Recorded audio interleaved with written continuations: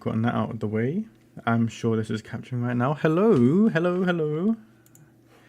Welcome to the stream. Been meaning to play Need for Madness. I kind of just love this game.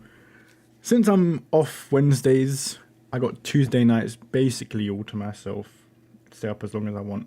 So I decided, why not just send every Tuesday night just playing Need for Madness. Let me move this over here. Play my favorite racing game. Hold on, is that capturing the mouse? Or is the back image capturing the mouse? One of them is. It doesn't matter. I see the mouse, yeah. That's definitely occurring on the game one, actually. Let me just go into the properties real quick.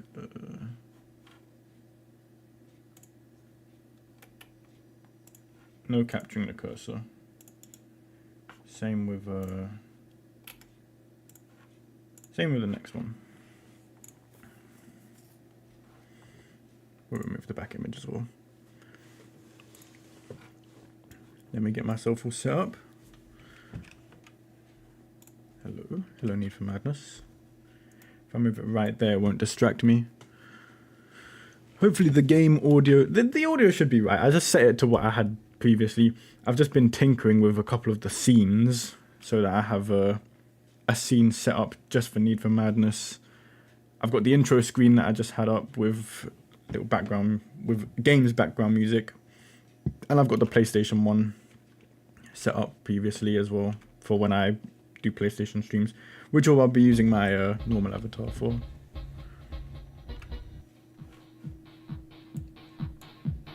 Oh, that's not good. Hold on.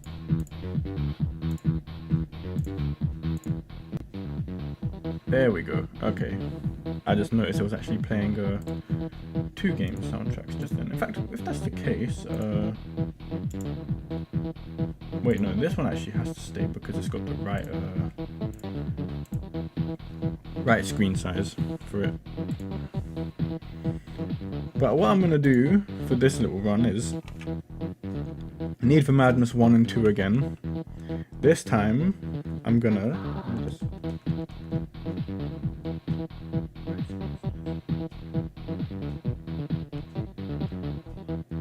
okay, my voice sounds fine. If I just talk up, it'll be fine, but the game volume is fine.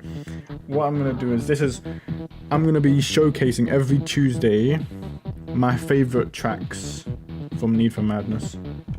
So we're starting off with my favorite one, which is Need for Madness 2 Ghosts and Magic, which is my favorite. It's got my favorite song in all of Need for Madness. And it's also one of the hardest races in the game as well.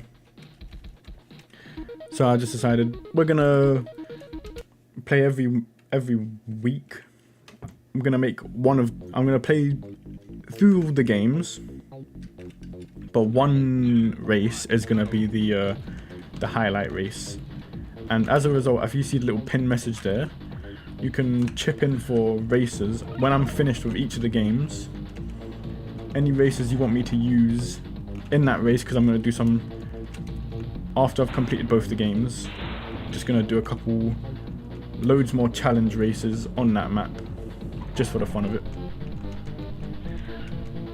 Now what's good about classic Need for Madness is that because characters are a lot weaker than they are in the remake Need for Madness, is that you can do things like that. This is stage 1, by the way, so I can theoretically smash all the other cars up with just this big boy. So I'm going to try that.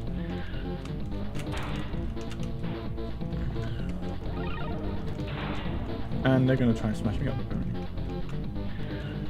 Fortunately, it's interesting AI regarding this first race is that I think when you're behind, they actually act a little dumb. See, he's not driving on the road, he's sort of just skirting off a little. And I think they do that deliberately on this first race because they kind of want you to get the hang of it a little and they also want you to like be first place and try and win. Then when you're in first place, they actually rubber band a little and start racing properly. But until then, they actually just kind of, they act a little dumb, which is quite funny. And I noticed that when I re-downloaded the game and like played it again and was like watching what the other races were actually doing.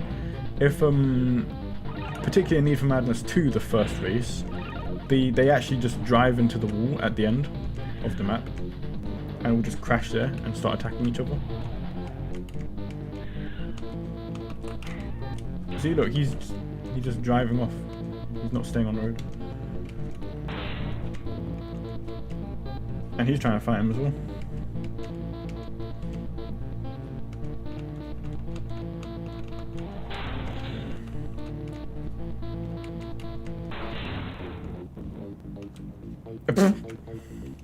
That's an embarrassing start. I still want to waste everyone on the first stage, just on principle.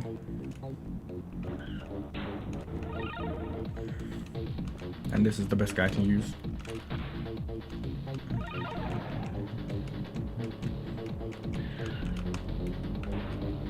Oh goodness.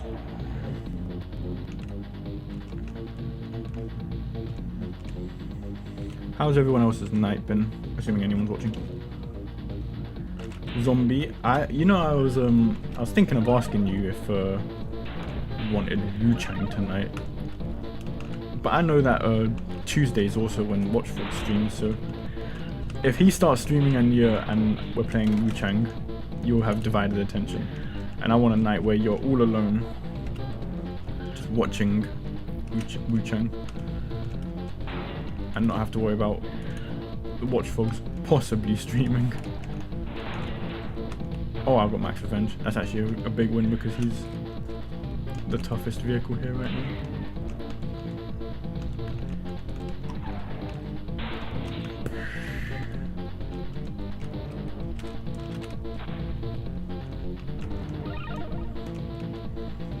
Thing is, another thing that might happen tonight, well, not might, it will, is that my dad's gonna come downstairs at some point to get ready to go to work because he works at 6 AM.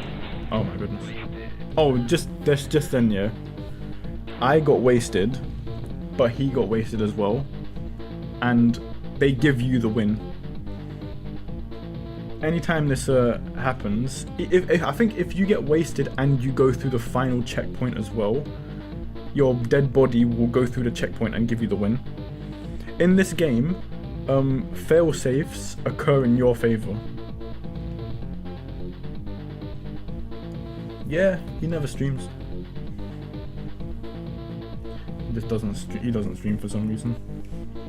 Or if he does stream, then you know, I know you love watching him, so I wouldn't get in the way of that. What I was also thinking is, you know, we haven't spoken Discord in a while. It'd be nice to just sit in a Discord and just chat to one another and catch up again.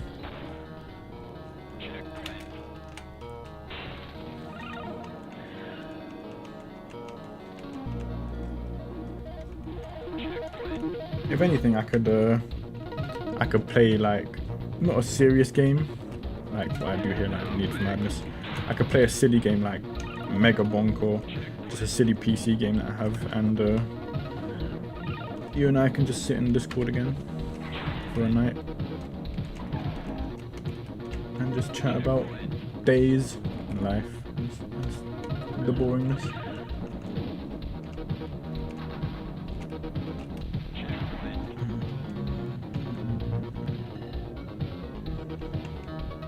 Because streaming's fun.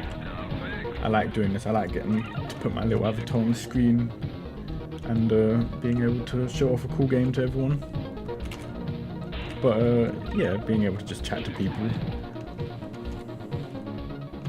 Too busy looking at the chat to just zoom past it.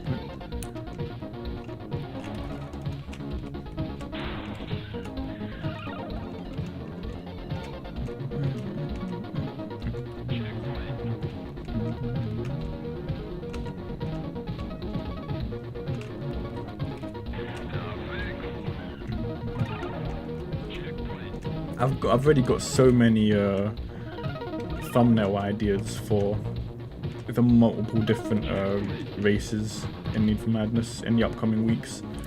And now that I've added wings to my character, I guess it's not technically my character, but my avatar, I've got so many great like poses. The only issue is that I'm trying to think of a nice, needs a nice background to it as well. I use a background from this one that I just sort of pulled from somewhere and dyed it purple to make it fitting, but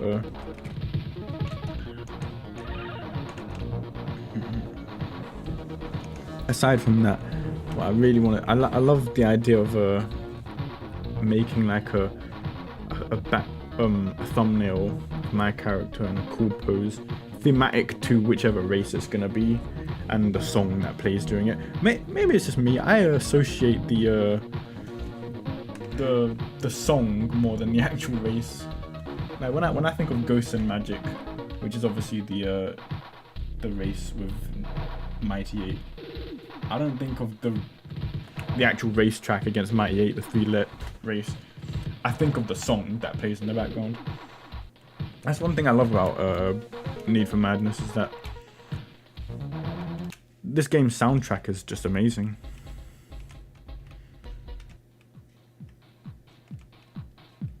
We're going big boy. We're going snake dance.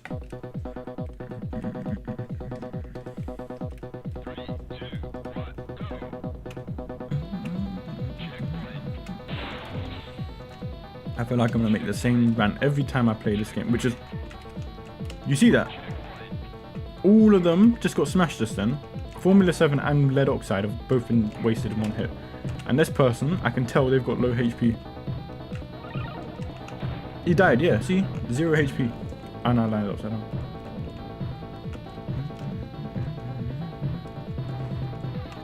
There's something I've been also meaning to do. By the way, look at this. After I kill him, I basically did this race in like 30 seconds. From start to finish. You can, like, if you want to speedrun this game, you have to weigh up, would it be faster to race or would it be faster to smash everyone up? And you can get races like this where people crash immediately at the start and you basically get a immediate win. Which is pretty incredible. Should I use, I'm gonna use Tornado Shot for grapefruit power. This, by the way, is gonna be my this is gonna be next week's song, next week's game, because this was my favorite track of all time before Ghosts and Magic came around. And to be fair, this is still technically one of my favorite songs because, well, it's my second favorite in Need for Madness.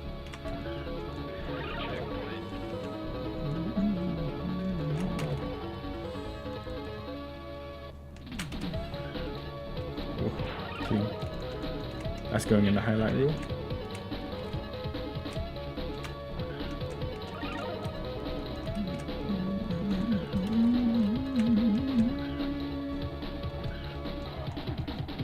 Tornado Shock is like, oh, the OG, okay, hold on. It's like the OG stuntsman. Before Radical One, at least.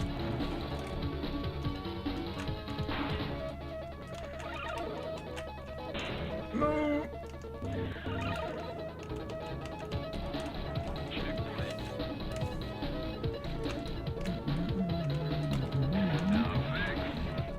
I've still got to make my thumbnail for Wu Chang's next game session.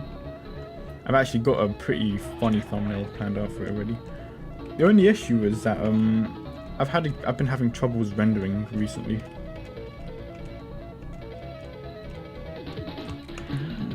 Cool, I finished first.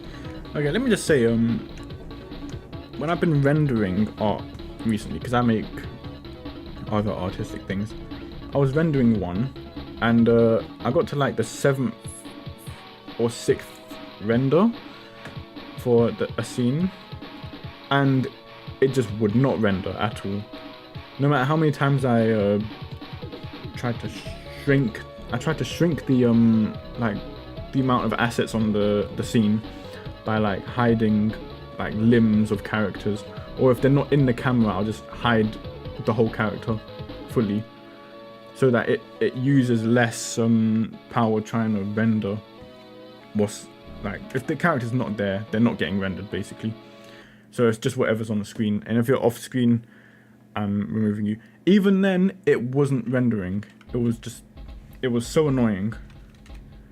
And then I thought, okay, maybe if I just reduce the lighting of the scene to a lower level, because normally reducing the lighting reduces the strain on it, and that means you can get renders off.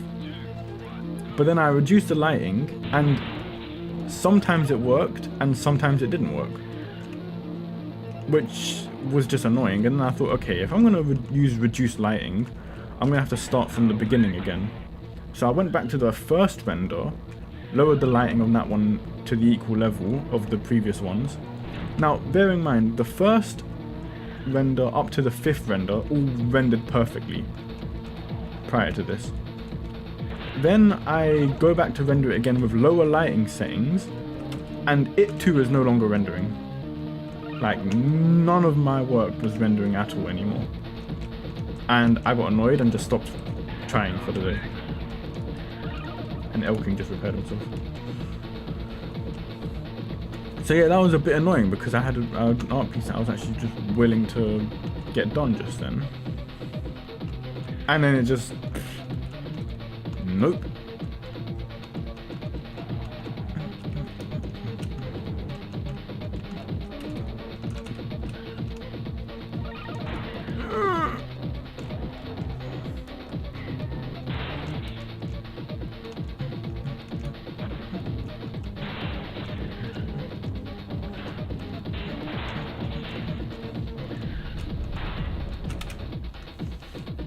I'm actually going to get smashed up if Elking stays on me like this.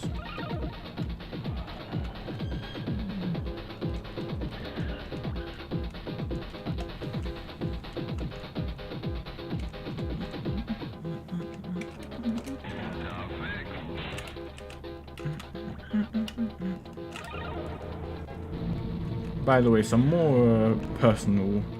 Elking has been wasted! He has been wasted. And he's gone as well. More personal issues regarding me is that I've been walking to work recently, and it takes me... normally I take a car, public transport, and it takes me about normally like 30 minutes max if I drive there or if I take the bus there. Walking there takes me about 50 minutes, and I found a nice route that doesn't involve any underpass bridges that could potentially be filled with roadmen, any horrible things like that. But when I went to work, my shin's burning, but that's not the issue, because that sort of goes away after I reach work. But my shoes, I'm pretty sure, because I was wearing trainers and I put my work clothes in a bag, so when I got there, and they're, I don't know, this is like a common occurrence across my life, and that is that shoes just have to dig my heels all the time. So anytime I walk, my shoes are just stabbing into the back of my heels. And yeah, that happened for the first day I walked there, and back of my heel was skin peeled off a bit, bleeding. Ouch.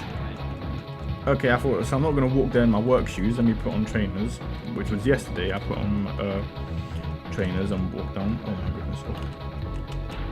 And walking down, kind of... actually, yesterday didn't feel that bad. I didn't actually feel any pain in my feet. It was today where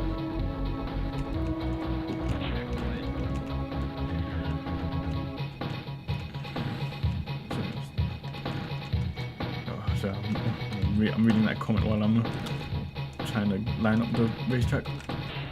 Oh, that was a nice bounce, and I'm second.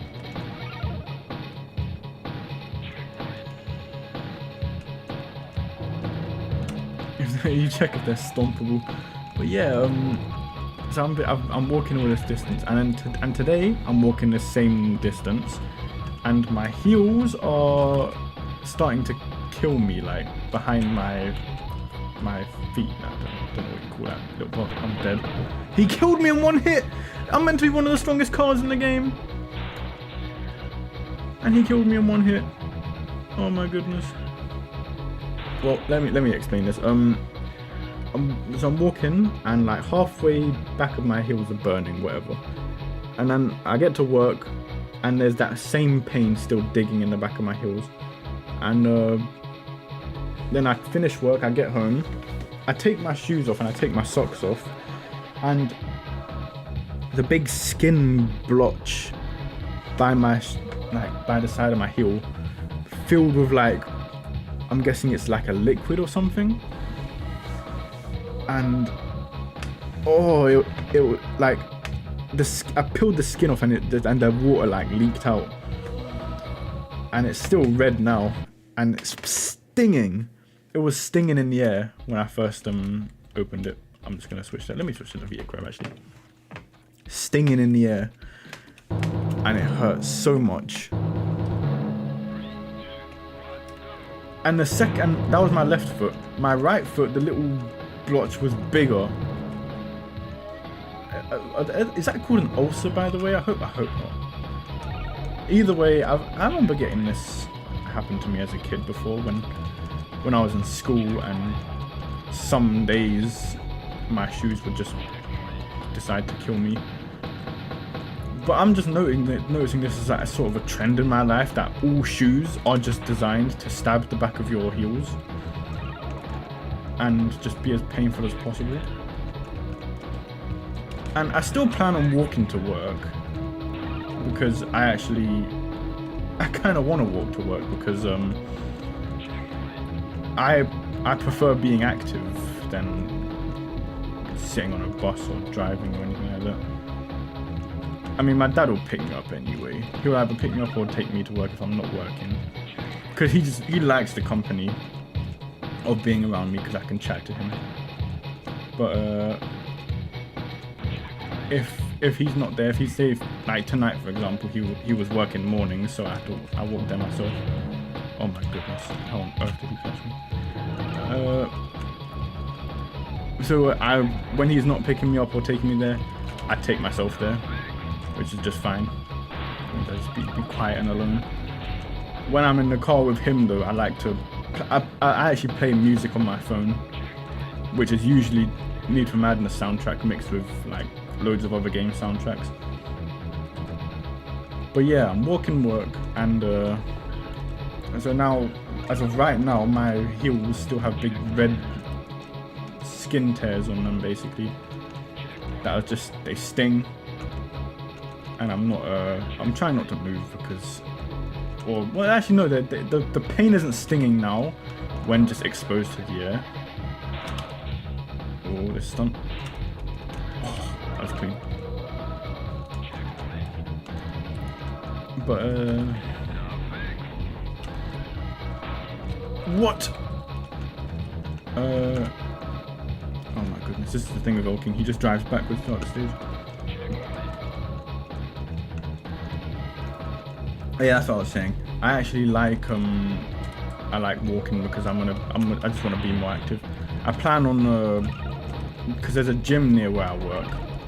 Thing is, to get to work, there's like a bridge or a motorway I have to cross, and that's the thing that's been bothering me, because I was trying to figure out, is there a walk path I can walk across that bridge and not have to deal with like either an awkward walkway or roadmen, because or crackheads I should say, because there is an underpass bridge to it that you can walk under there. But fuck me, like if that's not a shifty looking place to walk down, then I don't know what is, because I am not going down there at like constantly throughout the day. Especially because if I'm gonna go gym, I want to go in the morning before work. And down there, I'm like, okay, maybe in the mornings they might not be there. Who knows? Roadmen might be around. But if I'm, oh my god, if I'm gonna be going walking backwards and forwards, I want to make sure it's a safe route. My dad told me that, because I walked down this one long road, then I walked down this nice stretch by a nice grass field forest area, and then he said before you get to the motorway, take a right turn down this other road, go straight to the end, take a left, and then you'll get to the end, and there's a footbridge that leads round behind the Tesco. And I thought, oh, that's actually a safer way, like, because it's still on visible roads. So being on visible roads is a lot better than going underneath a dark, isolated bridge, especially in an area full of, let's say, undesirable populations, to be polite. Okay. So yeah, it's like I said, if I can consistently walk around this and navigate this place like by foot myself, then I can start jogging there, which will be a nice thing to do. And there's a gym there, right near where I work, and it's a good gym. I don't think it's because there's another gym near me, which is probably the most expensive gym on the planet, and I don't like that. I don't want to go to an expensive gym. That's ridiculous. So I want to go to this gym, which I'm guessing is cheaper and looks like it has better facilities. Plus, some of the guys I work with, they also go to that gym. So that's secondhand, what do you call it? Verification that the place is good. I'm not spending expectation. Yeah, it's doctors and engineers. The graphics are blowing your mind. This is an old, nice to see you, Raisin, by the way. This is an old, what's it called? An old browser game. An old retro flash browser game called Need for Madness. And this game, wow, that's an interesting camera angle. It's got this like pixel, since you're just here, it's this old like simple block polygon design for the races. Even the music's that old retro 8-bit style. The thing is about this game is that it's I just love this game because it's just smashing racing game, yeah.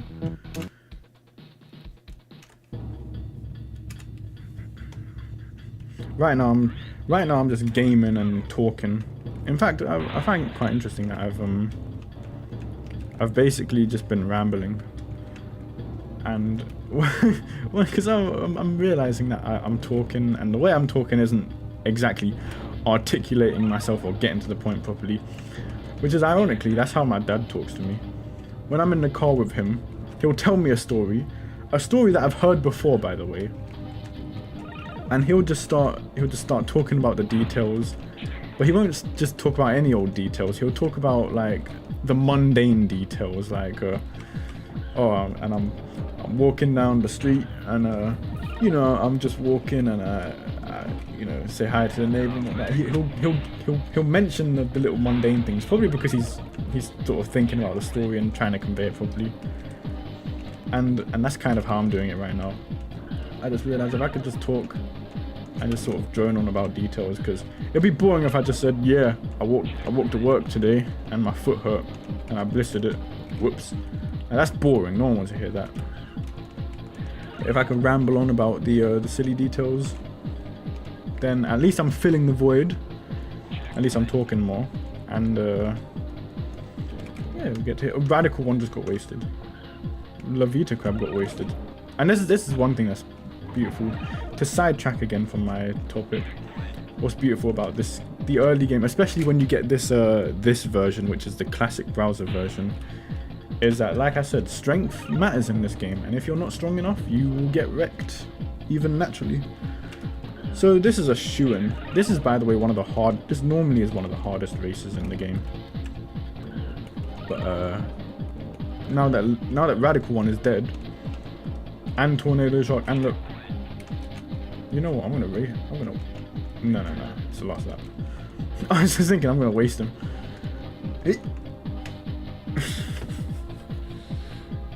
Alright, just let this sink in for a second. I wasted them all apparently.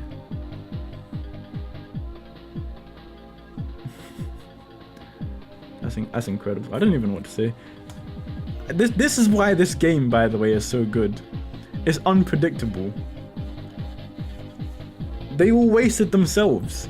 I wasn't even in the race. No, I was in the race. I was ahead. They all just smashed themselves to bits. And I win by default. That's hilarious. I should play Carmageddon.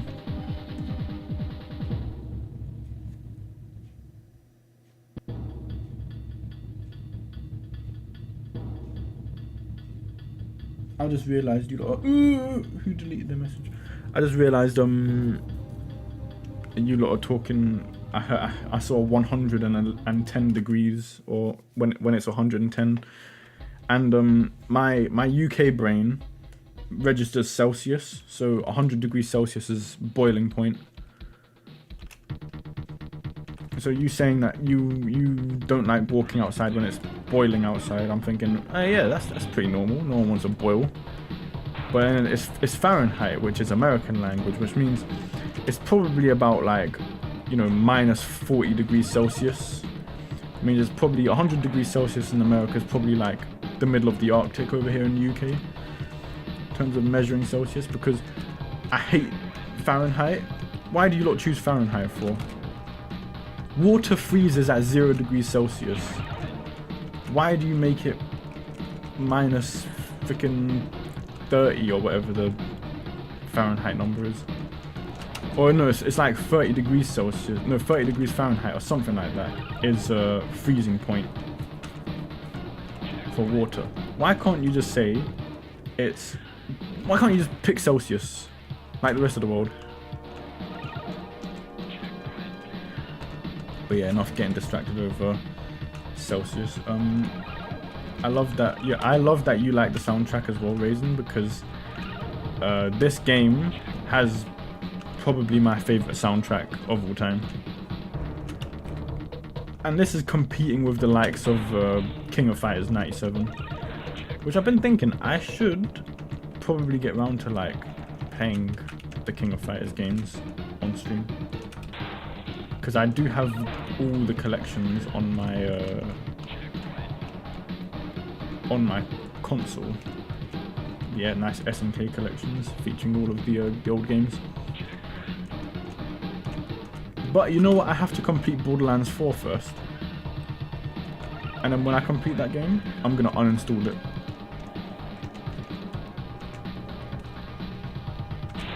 Oh my god! Who is going up this way? Lead oxide, what are you doing? You lunatic.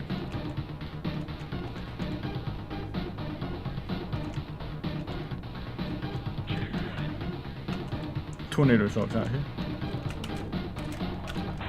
Oh my goodness, he's a madman. He's actually just off.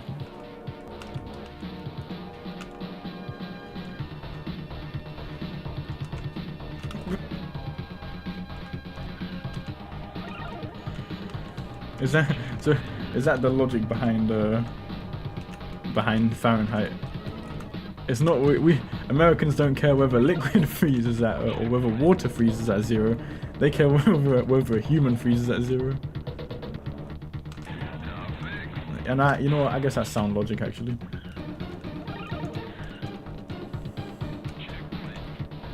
You know what? I'm gonna smash Dr. Monster. Of course he missed the bloody rat. Oh, he's actually... wait, he's not even ahead of me. Oh, wait, now he is.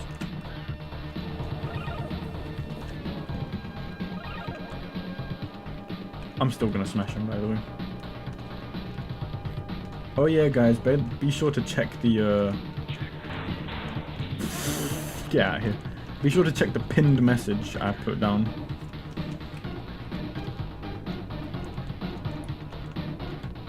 Because the theme of this game, of this stream, is gonna be Ghosts and Magic, race number 10, for Need for Madness 2. So if you want a nice car to be raced in that map, a nice challenge or a way of me playing the game, after I complete it, I'm gonna be running various races on that map, in honor of the level, obviously. This guy's stuck here. Look, he's dumb AI. Let's get launched.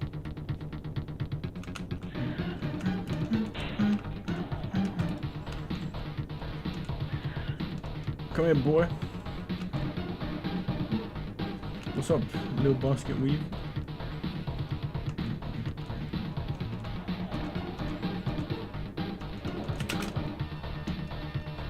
Is he actually gonna... He didn't make it. Get out of here. Get out of here. One thing I love about this version more so than the multiplayer version is that in a lot of races where racing is usually the option, smashing other racers can be a viable option. Which is what I love about it. Let me just read that comment while we're waiting.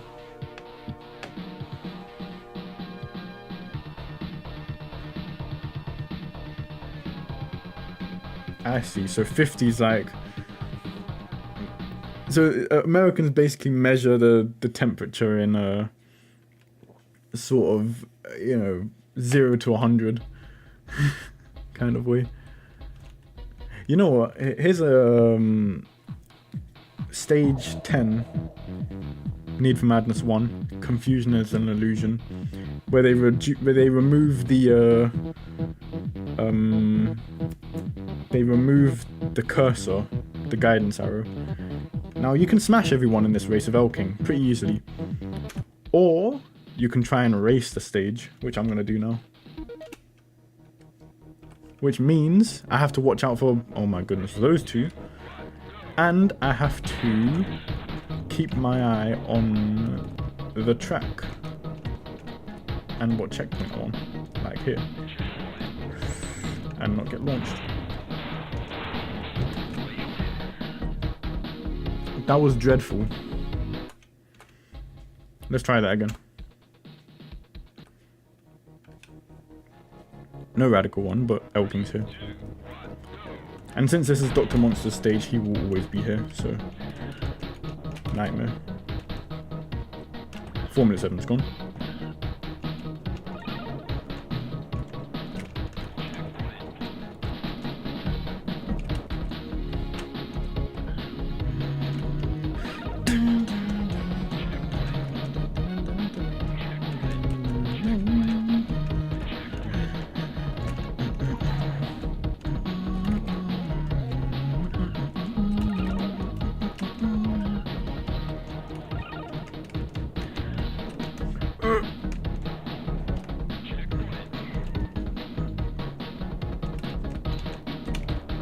I was actually a point I was gonna make that I forgot to say earlier, is that you can go on needformadness.com to download this game.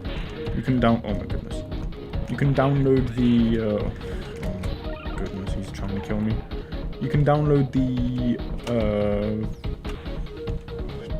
the multiplayer version, which has Need for Madness 1 and 2 on it. Or the version I'm playing right now is a archived version from I guess, I don't know if he's a Redditor or just a content creator for Need for Madness, and he sort of just archived the original game for Need for Madness 1 and 2. Dr. Monster's gone. Safe race. Wait, I just realised it's just me and Elkin. Yeah. Actually, I just realised Max Revenge is one of the worst characters you can use to try and waste Elkin with. Because you don't actually hit him, you launch him up into the air, which gives him access to free stunts, and you do little damage to him, and then if he hits you once, you die. So this is just the survive the Elking race now. No guidance arrows. And yeah, we measure how many hamburgers it will take to walk outside. That's I was watching. Funny enough, I was watching Asmongold one time. Well, actually, I do watch him quite frequently. I won't lie. But he said something funny. I was like, he was watching these people who they do the street interviews, and they obviously, most Americans don't know anything about geography. You ask them name like 3 countries in this continent, and they say Paris and bloody like Texas. They'll give dumb answers basically. And I remember his answer was like, well, who cares if Americans know anything about geography? Because I don't care about any other country other than my own. It's like, if I think about another country, we're just thinking about blowing them up. Is that what you lot think about when you think of geography? You don't think like, oh, do I know where this country is? Do I know what its capital city is? Do I know like the ethnic makeup? Or do you just think, nah, do we blow that country up or not? If no, then I don't care about it. If yes, then we should start blowing it up right now.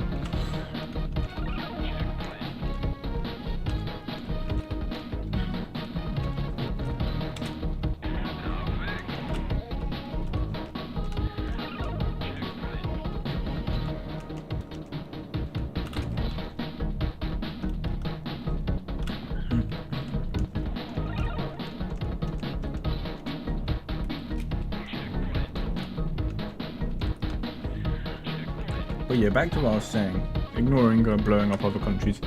If you want the archived versions of Need for Madness 1 and 2, I believe I found the YouTube video before that the person made, and in the description of it, there was the links, the download links for the archived Need for Madness 1 and 2, which I'm playing right now. Which I think I would recommend the original versions. The screen is actually very small though. Like, it's literally a little square of like 1/5 of the computer screen. Not even 1/5, it's like 1/4 of the, no, not even 1/4, like 1/8 of the computer screen. Very tiny. But it is the classic game. Mostly the classic game actually. I will say he got a few things incorrect in his little rip. And that is that the songs don't loop for 2 maps properly. Oh my goodness. I hear banging upstairs already.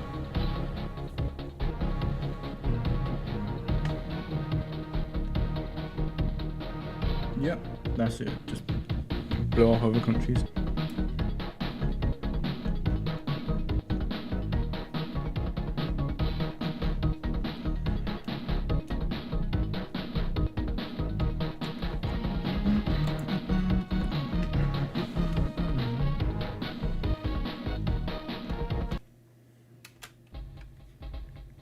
Time for the monster.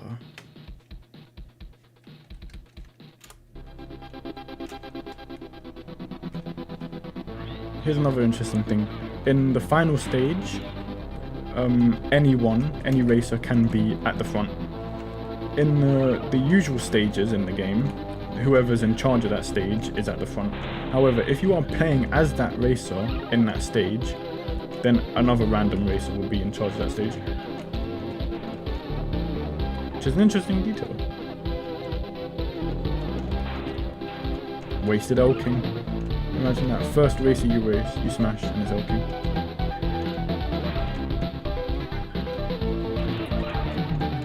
Now, Mike probably going to be muted for a little while because Dad's here.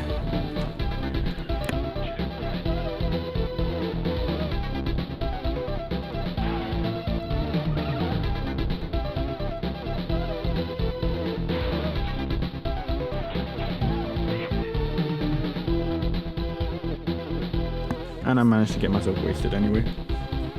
Imagine that, I'm using the strongest racer in the game, and I got myself smashed. wasted. It's showing my wasted highlight. Okay.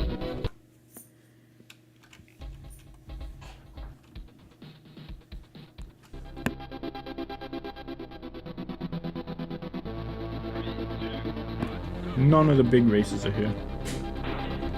This is gonna be free.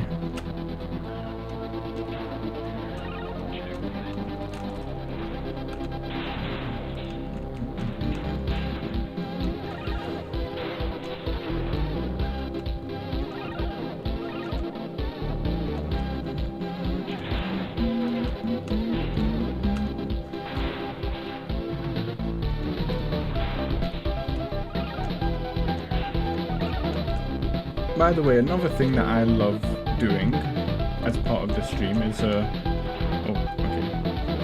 as I like making thumbnails.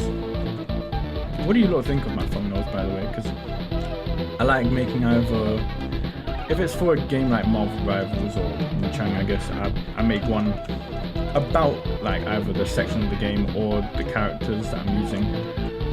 But for this one in particular, for like Need for Madness, I just love making a thumbnail of my avatar, because I kind of love my avatar now.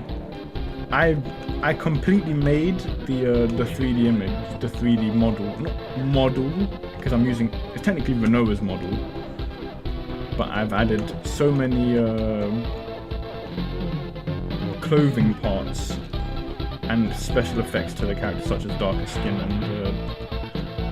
and glowing eyes, that I made the character look like the classic Dreadbringer that my character is based off of, or that my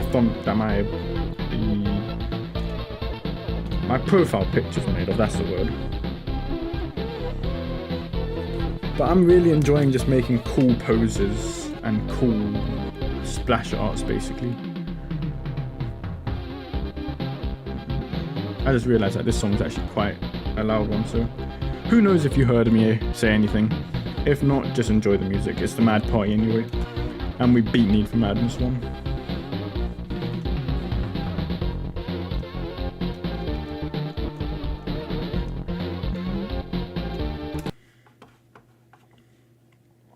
Yep, that is Need for Madness 1 Dunzo.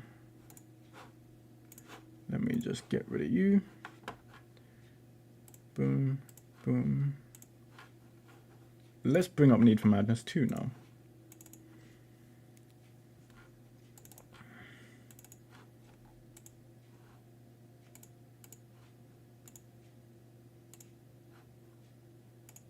There we go. Perfect. Oh wait, you need to be a little over here. Boom, boom. Drag you over here. Radicalplay.com. Need for Madness 2 now. And Raisin, since you're here and this is your first time seeing Need for Madness 2, you get to see how much this game improved on the classic. This was also on the browser, by the way, and you could play Need for Madness 1 and number 2.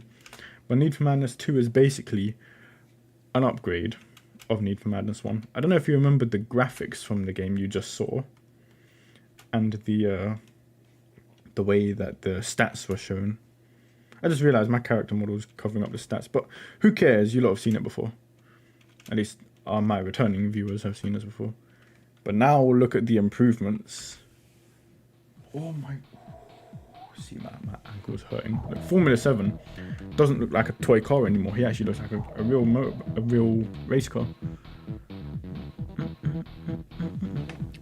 Wow, can you narrow it? Look at that. Some of these don't look like they've changed that much. And Nimi's obviously changed colour, got a little bit of improvement. Max Revenge is now a proper car to get. Dead Oxide. Cool Cat has been an addition. But the real improvements are obviously the next new cars that we got unlocked. Drifter X, Sword of Justice, High Rider. You remember Elking, who was a big green brick? Now he's a big blue brick with a crown on the front, because he's the king. Mighty 8. This is our featured racer of the day, by the way. Mighty 8. Machine. Radical One. If you remember how Radical One looked in the first game, he looks so much smoother in this game. And then we just got Dr. Monster, who got pretty much a good enough improvement. Let me see if I can wreck everyone in the first stage. Should I use the Donny Lead Oxide? Let me use Volcano and Arrow again. Oh yeah. And the stage select music is for Need for Madness 2. It's still one of the best theme songs ever put to gaming. In fact, if I weren't just strictly picking race track songs for my favorites, this one would probably be up here. Need for Madness 2 stage select theme. Amazing. And it was the first theme song I played when I streamed Need for Madness, because I was so happy to get to play this game again.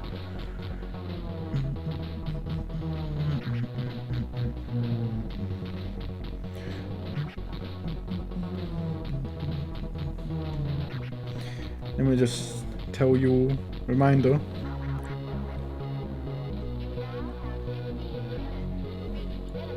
You now have 15 minutes to reach minimum safe distance.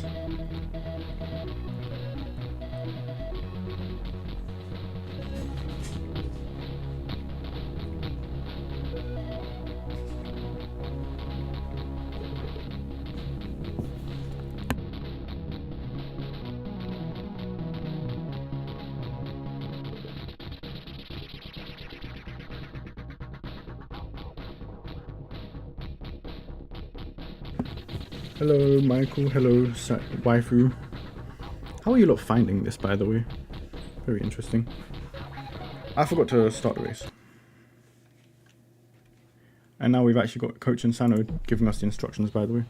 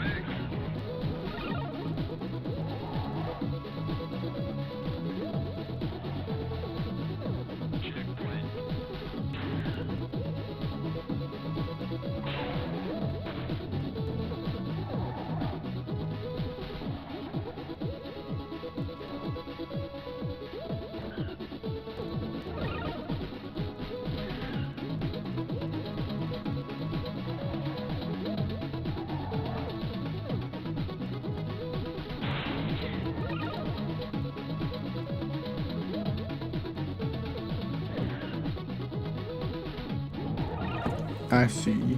You're Michael from the Discord, aren't you? You said you wanted to come check this out. I'm more interested how waifu found this stream, because I know the server.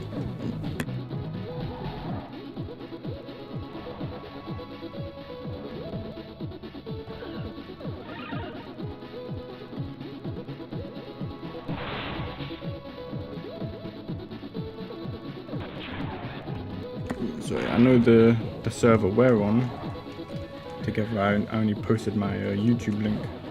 I haven't really been posting my actual what's it called?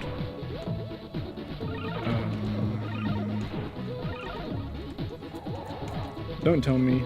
I haven't actually been posting my stream uploads or stream updates, wherever on there. This was just a silly race. I only raced one person. Let's see how I smash this person up anyway. So yeah, nice to see more people joining. You just get to watch. Every Tuesday I'm going to be playing Need for Madness. Out of fun. Because I like this game. But any other day that I'm... if I come home from work, I'll most likely stream... What's it called?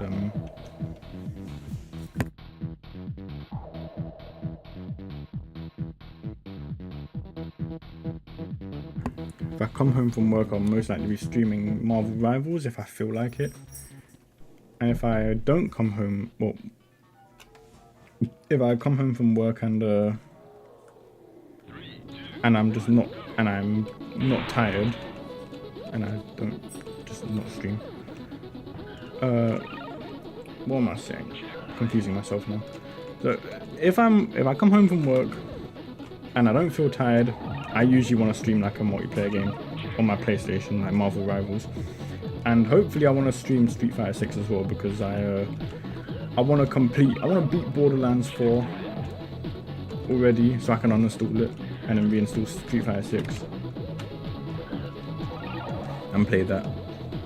But also, when I'm alone at night, like I am now, I usually connect my PlayStation here and I play a nice long single player game.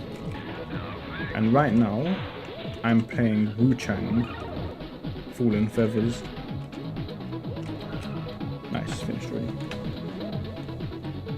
And I'm very much enjoying that game. So happy to be playing it again. But I've got other games in mind that I want to play. I actually want to stream, I don't know if there's a new game that you lot have seen. Hello. Yeah, everyone's coming here. Let me just give a wave to everyone. There's a game that came out called Darwin's Paradox. It was one of the games that was featured in the, was it State of Play or something a while ago? Darwin's Paradox, and it's a game where you play as an octopus, and you have to it's like a side-scrolling sort of traversal escape platforming game, I guess, 2D platformer. I guess they call them Metroidvanias, but it's like 3D art style, but 2D, and you play as a little octopus thing. I think you can use stealth powers, you can suction cup onto walls and whatnot. And I love the look of that game because that game looks like a modern Abe's Odyssey. And I'm thinking, that just sounds incredible to me. Because Abe's Odyssey, I love that game. And I saw this Darwin's Paradox and I thought, it's a game that doesn't look like it's trying to be special. But what it's doing, it looks like it's doing it very well, and it looks quite creative and fun. And it's quite, the premise of it is quite goofy, because it's like a little octopus thing that you play as. And I think it's like escaping something, or people, or whatever. And that just sounds like, who doesn't want to play as a little octopus? Escaping captivity. And traversing using octopus powers, like stealth and camouflage and ink and suction cups. That just sounds weird. Because Abe's Odyssey was a weird game, and that's what it reminded me of. So yeah, that's another game I want to stream in here. I'll tell you what, I have Bloodborne as well, which I can stream. The dreaded Bloodborne, the PS4 exclusive. Well, guess what? You can play on PS5. Easy. In fact, I'm also going to be playing, I want to play Nier Automata as well. I've been playing that game, and I got a bit way through. Then I realized if I want to stream that game, I kinda should be streaming it from the start. I might stream that game when I've finished Wu-Chang. In fact, I kinda want to, because then that'll give me an excuse to uninstall Wu-Chang and then reinstall that one. But there's another game I was thinking of. There's another game I'm gonna finish, because I'm close to the end of this one. Final Fantasy VII Rebirth. I want to finish that game. I might do that off stream, just finish the game. And then I can stream first Final Fantasy VII Remake and then Final Fantasy VII Rebirth on stream, just play through the story for both games. Because I know Zombie would like that. You'll like that. You'll like Final Fantasy VII Remake, actually. Remake and Rebirth, which are basically just one game after the other. You'll like Nier Automata. I'm basically playing action single-player games featuring a cool cast of characters.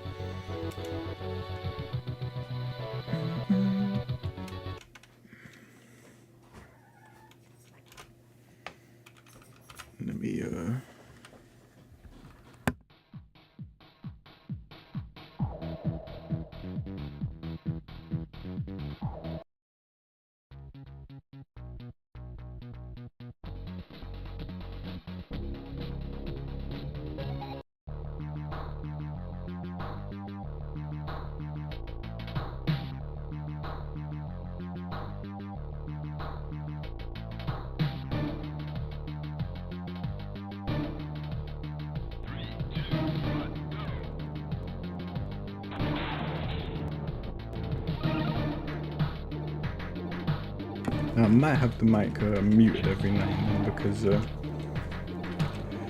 we're guests downstairs, but either way, I'll still be playing this. And yeah. This morning I don't want too much background noise in the stream.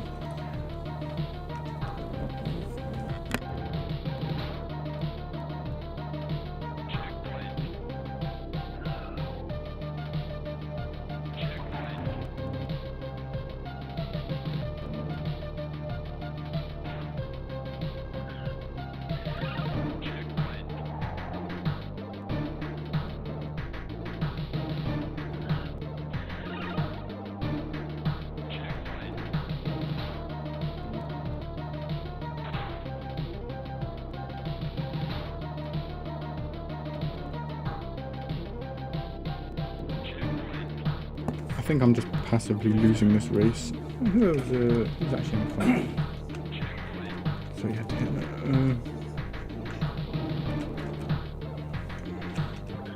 But yeah, you might hear some background audio while I just complain about whoever's in front of me right now. Sword of Justice is just ahead.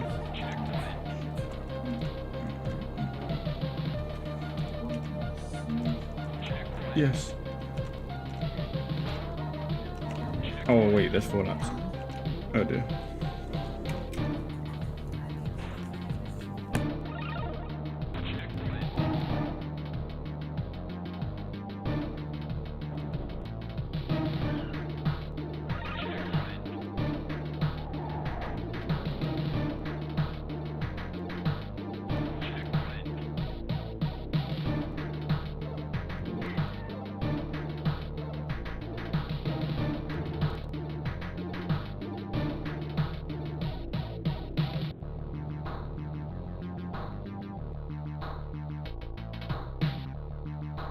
I wonder if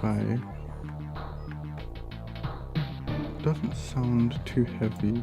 I'll reduce the audio output and I'm right next to the microphone, it might be a little better. But you might hear some faint background noise, but either way I'll just keep it muted whenever it's too loud.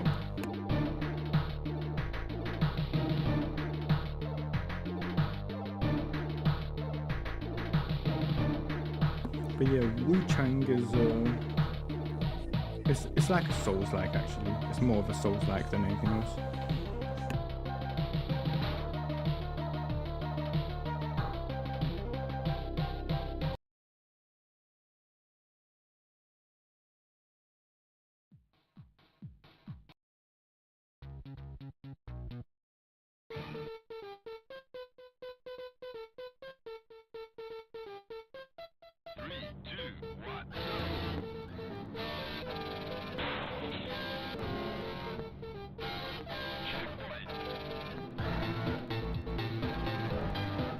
The lore behind my character, my PNG, they're a character from a mobile game, and they are my avatar. In terms of actual lore of the character, there isn't much. In terms of which mobile game it is, I've already posted it.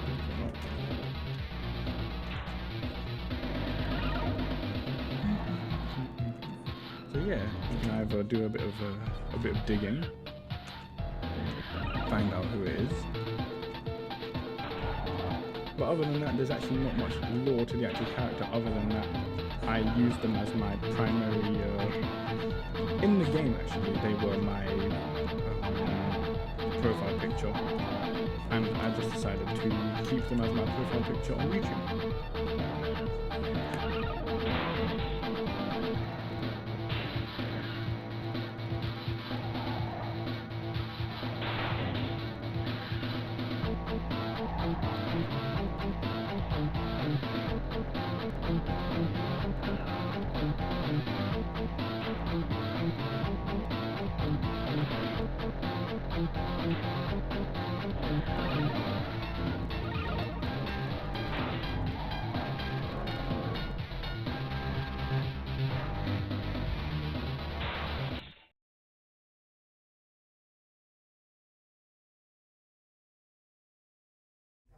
So I've lowered the game sound a little, just to hopefully make it a little easier.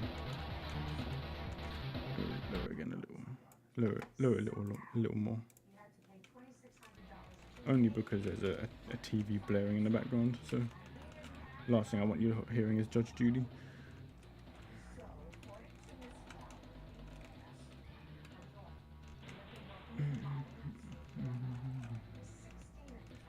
But yeah, aside from that, whoops. I actually do. I've already completed Stellar Blade. I've already got the platinum trophy for it. I got the platinum trophy for Stellar Blade like shortly after I got it, and I don't know about shortly after I got it actually, because a couple of days I obviously wasn't playing it. But it was a game I kind of completed quite quickly, and I probably, you know, I was actually thinking of playing it again from the start for the sake of a stream.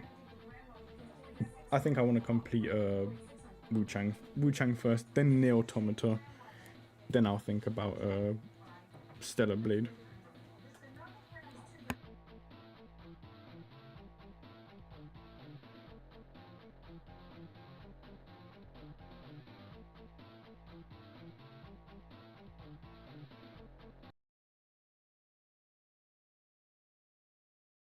Funnily enough, the PNG I'm currently using isn't my usual PNG, because I obviously use the what's it called? One of me sitting on a chair. But this one is the actual character that my idea came from, and I ripped it straight from the game. At least the videos I still have of the game. For the sake of okay, 2 people died instantly. For the sake of using it as a retro PNG while I play retro Need for Madness.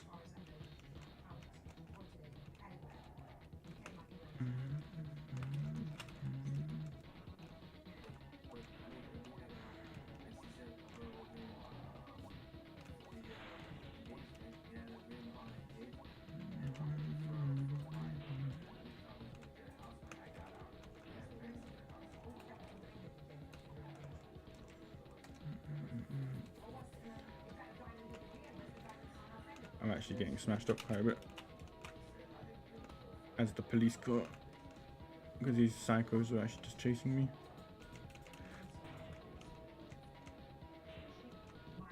Thank goodness, this guy's strong.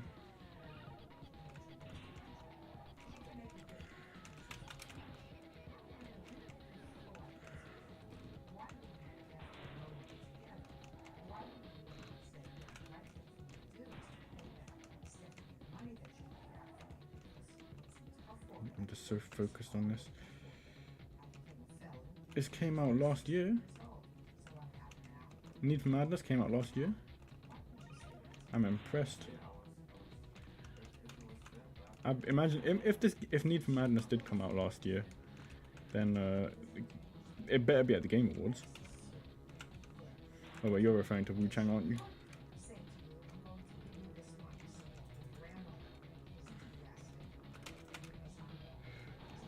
I actually need to do proper stunts. There we go.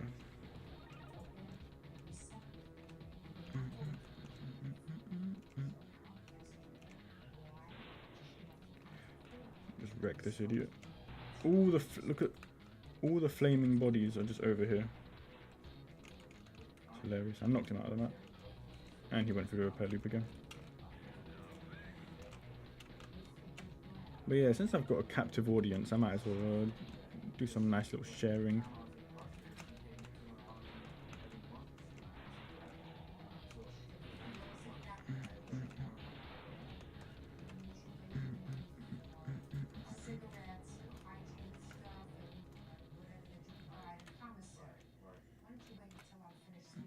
Let me just see how I wasted this person.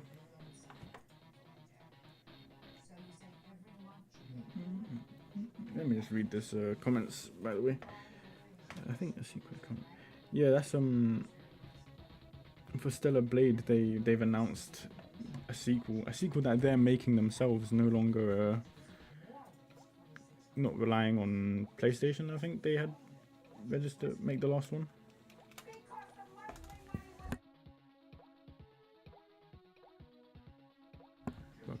Fucking Judge Judy screaming.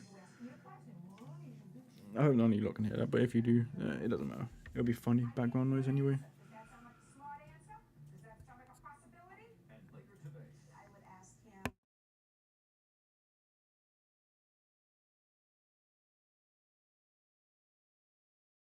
I can boost my mic really loudly.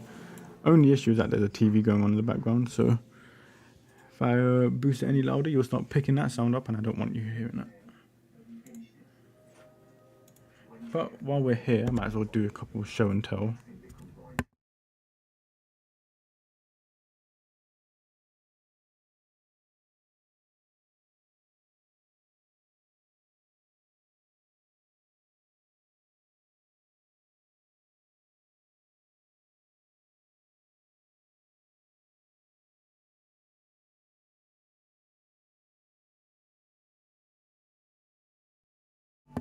For those of you who haven't seen it, this is the one I usually use. This is the PNG I usually use to remove the game capture. This is me holding a controller while I play video games. Usually she sits nice down here, and she just sits there looking pretty. And if you want to know a little bit more about what my character looks like, let me go back here. Properties, let me change the image. Dreadbringer. I actually don't think I've showed this properly before. This is the actual image of the character. Side by side. That one on the left is my recreation. The one on the right is from the original game. This, the one on the left, I made this myself, by the way, because like I said, the one on the right was made for a mobile game. That's the graphics that they use for it, and nowhere else. Like there's only one lunatic on the internet who has any reference to this character anymore, and that's me. I'm the lunatic. Aside from that, this is the only image we've got currently. How does it look on the stream? Does it stay about there? Was it a little lower down? A little bigger? I can't remember how size. I also have, let me just go back to properties. Dreadbringer. I have her without the hood on as well. There. If you look real closely, you can actually see it's Renoa. And I just realised I can't shorten the image again. Still very pretty. I put a lot of work into these 3D images. Let me just show you.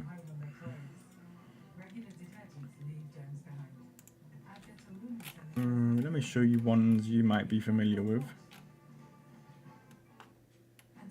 You may have seen this one. You may have seen this one before.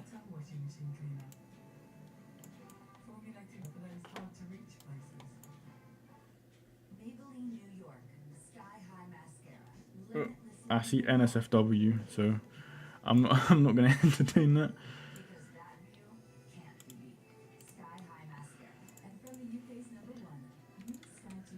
In fact, while you lot are here, let me just bring up a familiar face. See, I am the creator of these, by the way, in case you lot are ever wondering. I'm just waiting for it to catch up on the stream so you lot can see. Amazing. And I've got, like I said, I've got 105 of these.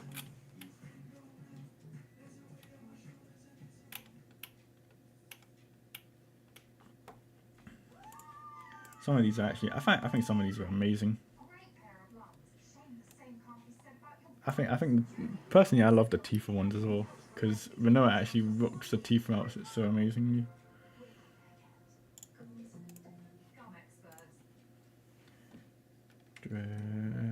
Renoa. Let me just go bring up another one of me. This one is actually one you haven't seen before. It hasn't come up yet, but I actually really love this one.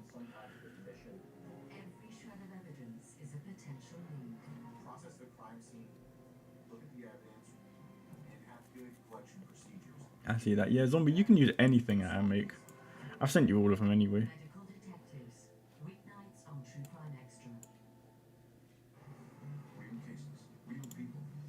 Properties. Let me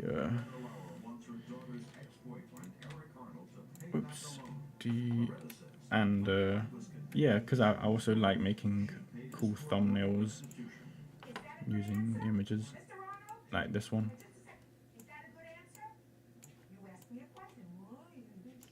It takes a lot of effort to do that, by the way, the lighting and the rendering and all that stuff. Generating stuff for fun. That, I tell you what, that the AI you made was actually quite impressive. Zombie, if you want, I can show the two AI videos you made of me later. Let me bring up the game capture. Because I love them. I love the fact that you made them of me. So if you want, I could show them. I'll have to download them from your the messages you sent, but yeah, I'd love to show the ones that you made. I'm not a fan of AI, but yeah, I'll definitely show them. Let me complete the rest of Need for Madness. So.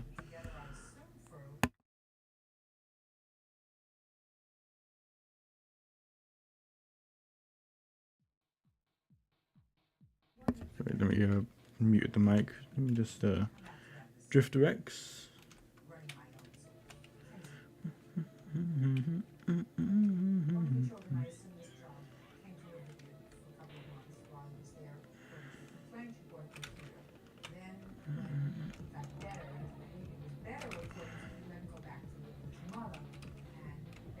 Just spinning out of control.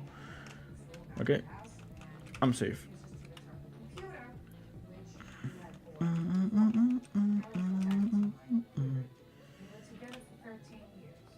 Also, yeah, thank you by the way for telling me if I've definitely lost this now. Look at that. They've just knocked me back. But yeah, if there is any issues with the stream, like say for instance my sound is horrible, yeah, I love it when you don't tell me that because I can just mess around with the settings. Because I hate it when when I watch streams, for example,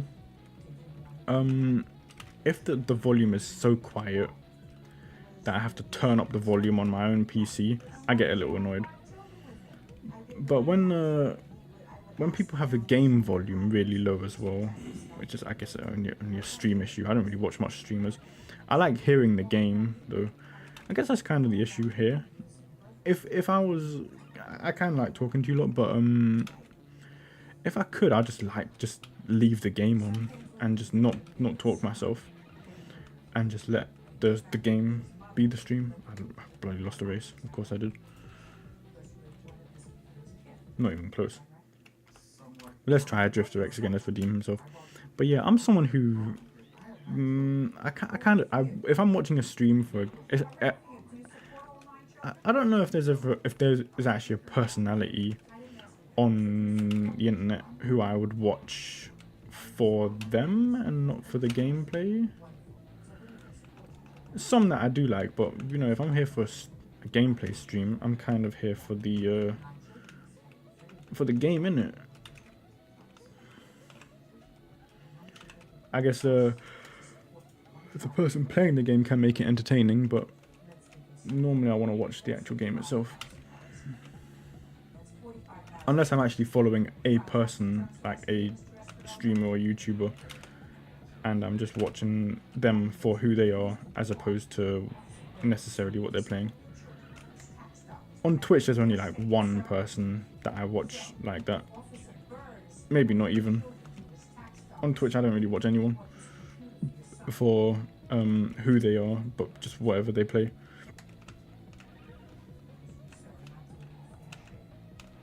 This is a dreadful run. Hold on. I'm just so far behind, it's embarrassing.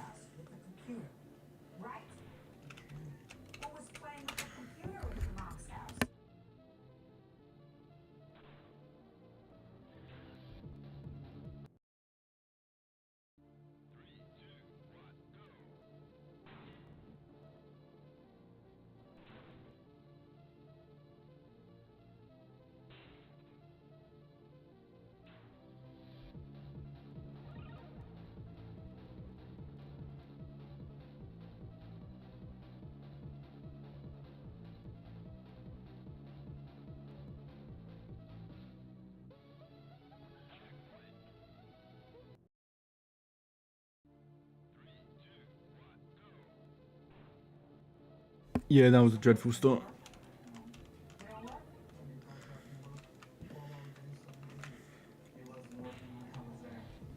What else I wanna do is fuck me, I'm just having some dreadful starts. This shouldn't be a hard race, but it's being made hard by these people who keep bumping into me.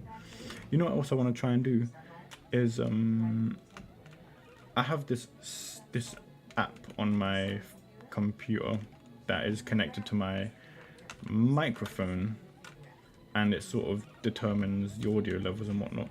But I have it. I just turn it off or get rid of, delete. Just quit it out whenever I start it, because I realize that the default settings are kind of what I need anyway. But what I want to try and do is see if I can remove the microphone picking up background noise, because I'm sure I can disable noise coming from a certain distance of the microphone. I just have no idea how to set that. Just get out of my way. And if I could do that, that means I wouldn't worry about too much background noise. Because one thing I hear my own fingers on the bloody mic, on the keyboard, and I'm thinking, I'm sure I can make it so that it picks up only my voice right by the microphone and not my fingers tapping away on a bloody keyboard.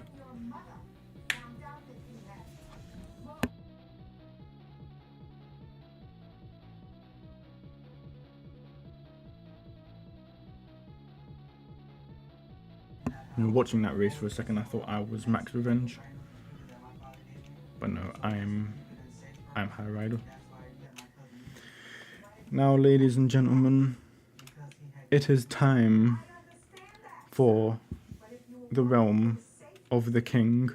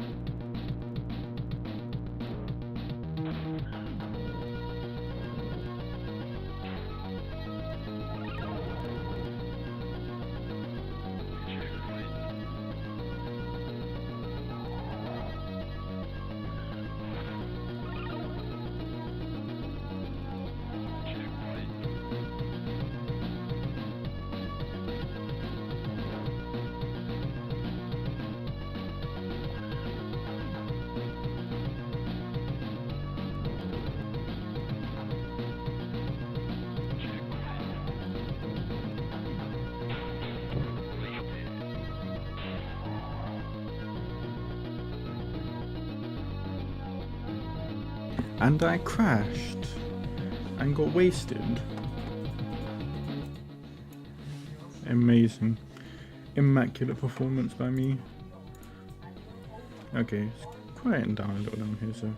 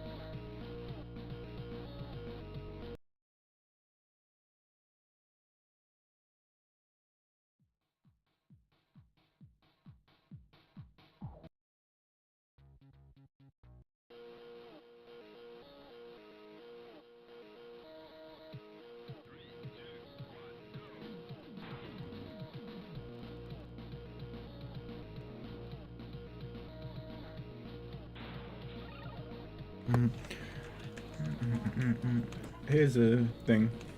You want to win a race, you just go Formula 7 and you just win the race. And that's what we're going to do now. Because I have a feeling if I pick any other goofy character than El King, who's been oddly on form this stream, is going to smash me to bits. And I don't want to get smashed to bits.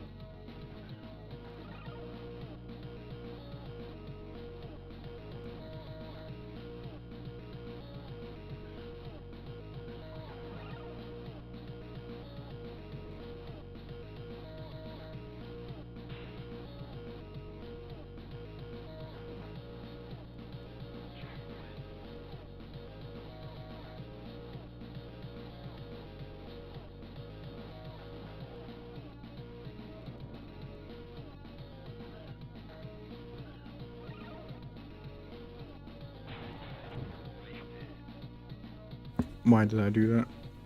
Why did I drive into the checkpoint and smash myself? This is another thing, in this version, in the classic versions compared to the remake version, you take a lot more damage from the environment than you normally would. Fuck it, I think Tornado Shark's the play here.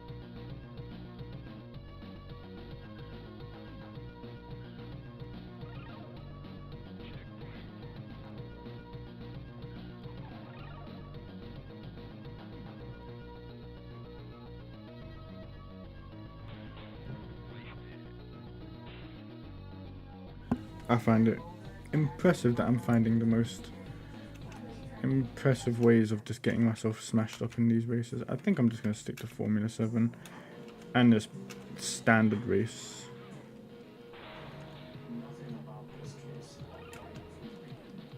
And not get smashed up at the start.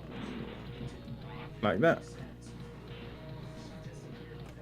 Happened so quick there's not even a replay of it. You know what? You know what we're going to do?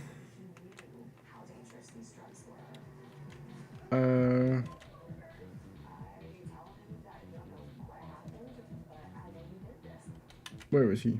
Sword of Justice. He's not fast. He's got good acceleration, but more importantly, he's strong. I can ram these idiots around. You get in my way, I'll bash you. Yeah, I hear. Yeah, I hear.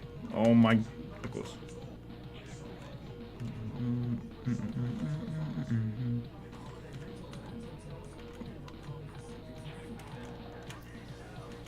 Chat is enjoying chatting about coffee.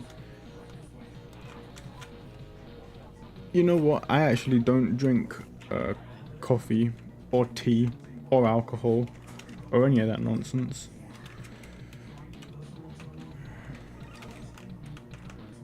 Because I think it's all evil.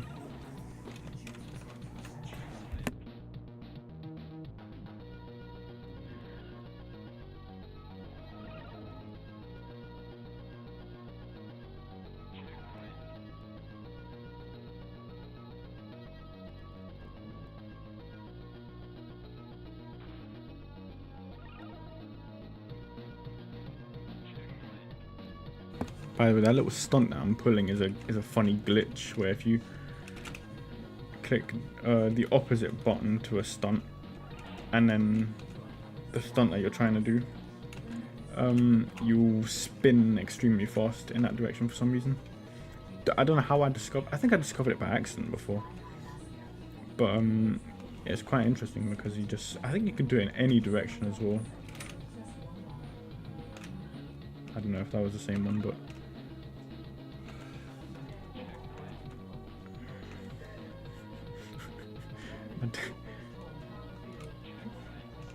is there nothing wrong with just drinking water? I drink water and fizzy drinks. A Pepsi a day? No, I don't drink a Pepsi a day.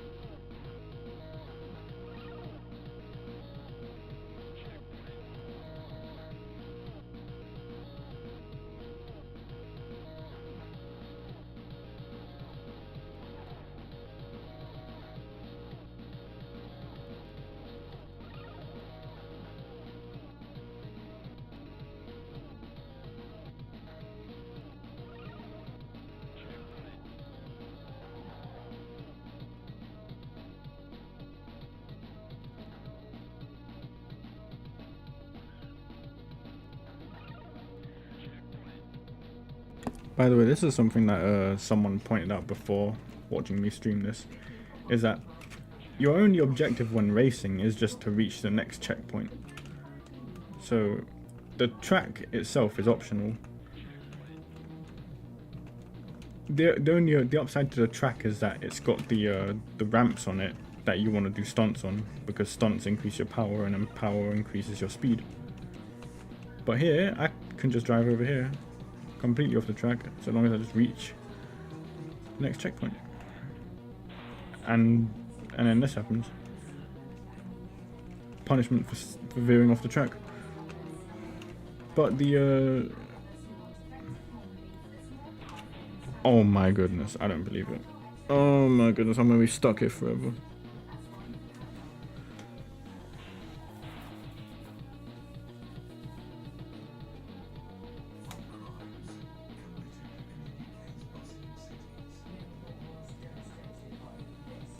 Zombie, you drink caffeine. I can't drink fake. Well, actually, I guess I do drink. I've drunk like, are they lattes or like flavored like mochas and stuff like that I got around in the shop.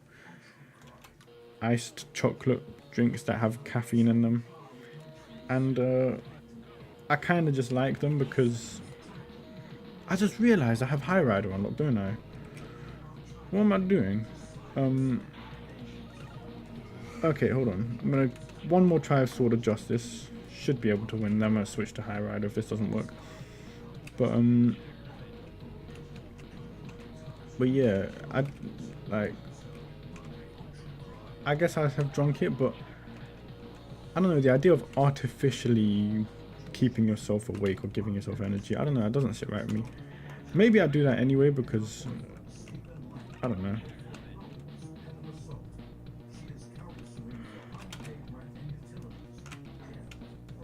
I've never been one for trying to like drink. I guess I drink Monster every. I haven't drunk a Monster in a while actually. By the way, do you not have you have Red Bull, don't you, in America? Red Bull is, I don't understand it. Why do people love it so much? I tried it once, quite recently. Got myself a Red Bull. I thought everyone seems to be having Red Bulls, and it's just average. It's the most average, like, boring kind of drink ever. Is it just because it's caffeinated? Is it just the fancy man's way of drinking coffee without actually drinking coffee? They're like, they want to drink a fizzy drink, but they also want to drink coffee, so you just have a Red Bull instead. I don't get it. I don't get the hype around it.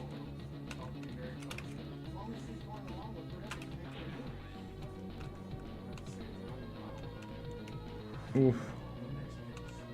This is still a stunt, by the way. See that? Didn't like it. Yeah, it's a weird taste as well. I mean, I didn't mind it, but it was odd. I'll tell you what. Have you ever had have you ever seen a drink or something that looks nice, but it tastes atrocious? I had this you have Skittles in America as well, don't you? It's little sweets, the little chewy ones made of fake plastic or whatever. Skittles, and there was a Skittles drink, and it was like a fancy, like, it's nice colourful package, Skittles flavoured. I'm like, you know, I'm a sucker for a good packet. You wrap something up nice and I'll try it. I had the Skittles drink, and it tasted like a mixture between licorice and like melted plastic. It was the most horrible thing I've ever tasted in my life. I don't even know how I came up with those descriptions, because I've had licorice before and that's horrible. But the other horrible strong flavour to it, I don't even know how to describe it. It was the worst thing I've ever tried. And when you're dumb like me and you buy something that's horrible, you have to finish it on principle. So I had to stomach that horrible drink.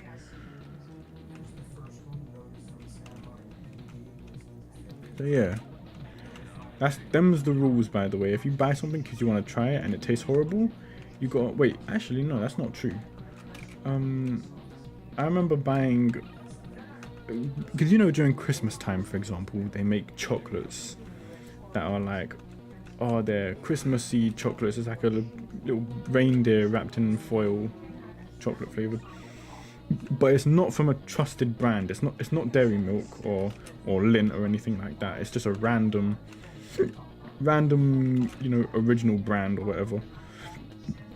And you try it, and it's the most low quality chocolate you've ever tasted in your life. And I couldn't finish the whole packet. I remember having a few of them, and I thought, I'm gonna feel sick from bad taste if I try and finish this, so I just chuck them all away. No one else in my family would eat them. Horrible things. I just realized I completed this level, by the way. That's me being good when I'm actually just rambling on.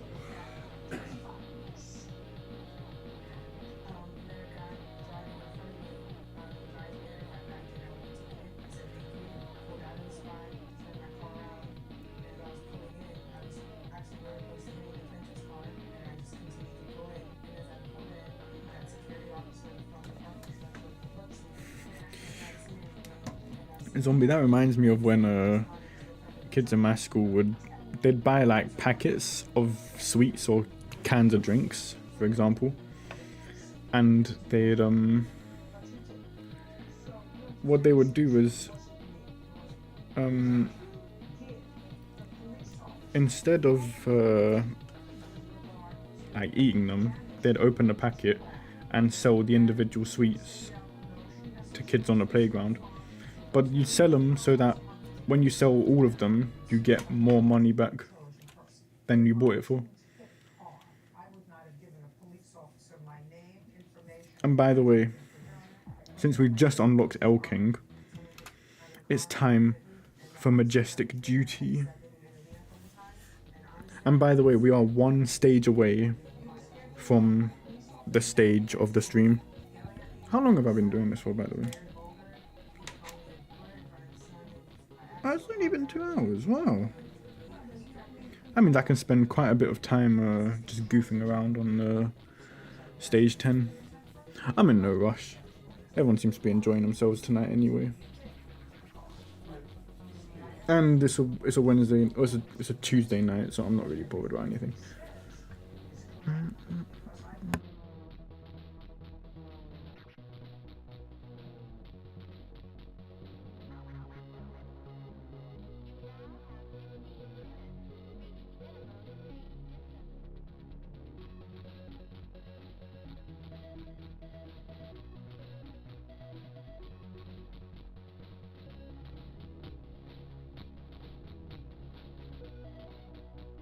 My eyes itching, sorry.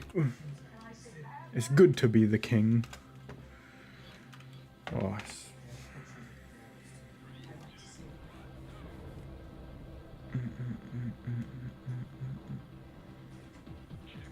let's go. I just held W, and the first idiot that got hit went right through the stage.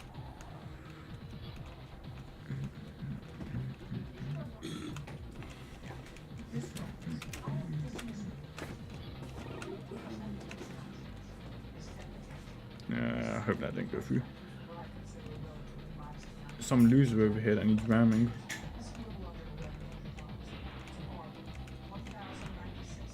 Formula 7 has been wasted without me.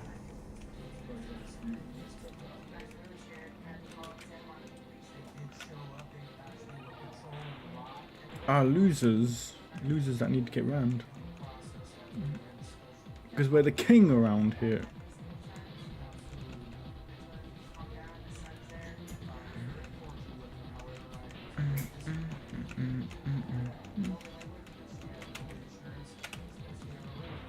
Oh, there's Mount Yate.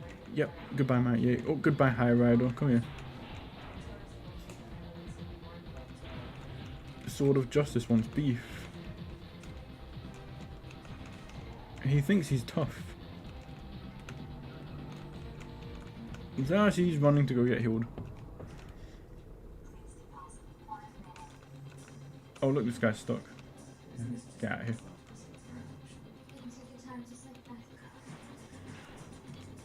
Oof. I need to go get healed. Car fixed.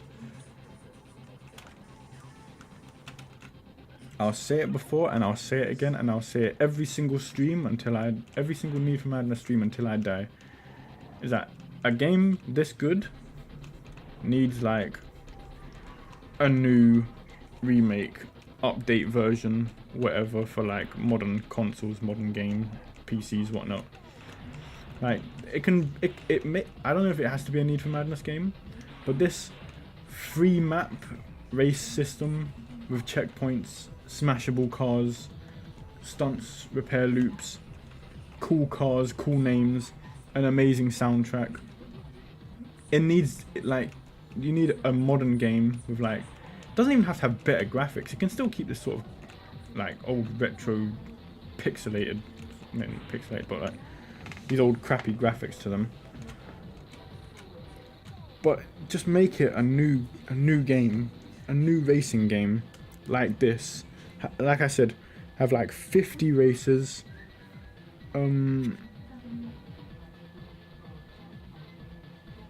50 races, 100 races, 50 cars, minimum. You can add loads more if you want to.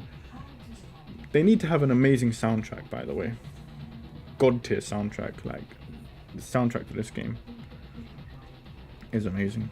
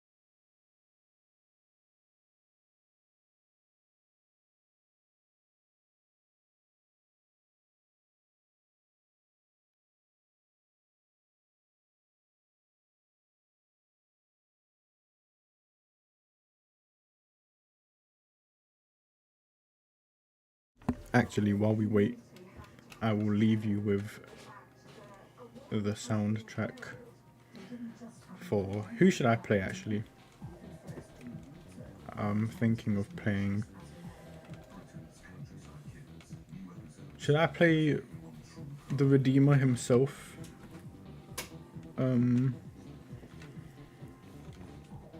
Drifter X.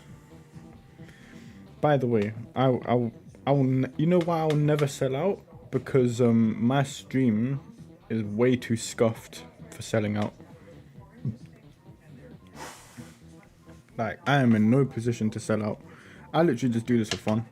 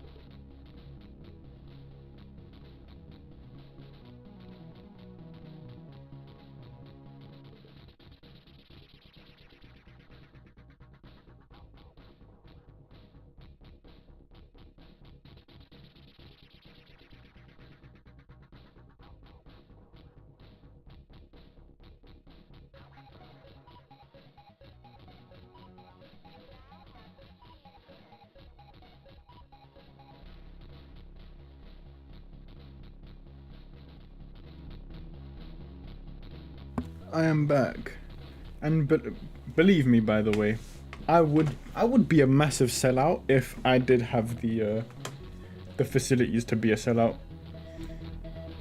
If I had let me keep the game volume down a little. If I had my own like space to myself, proper means of like, you know, streaming or whatnot. He's actually on.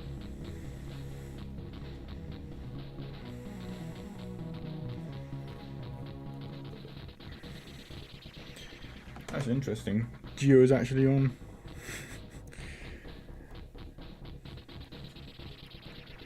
if I had my own means of like streaming properly and like a nice quiet place to myself, then I'd actually take this a little bit more seriously. Because right now right now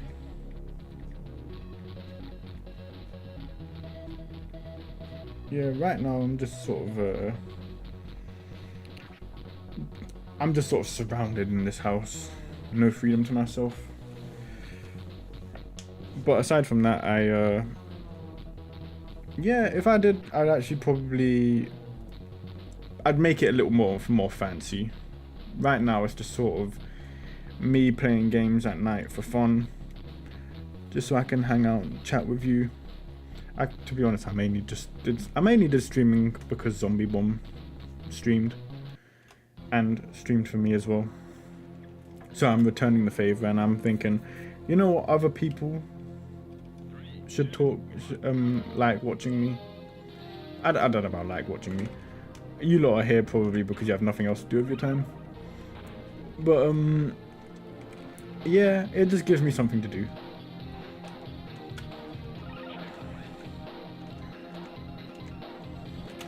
I should if I imagine. Yeah, I much prefer lackadaisical stream. By the way, this is not the race to be falling behind like this. By the way, the guys, this is the stream. Oh my goodness, this is the race of the stream. Ghosts and Magic. So if you want, you can ask me after I'm done with Need for Madness 2, I'm going to be coming back to this race, and I'm going to be having some fun with playing more of this race, enjoying this music, enjoying this map. I didn't actually I'd never actually streamed because of ER. I made videos partly because of ER. In fact, it was actually, you know, the EFAP crew, for example.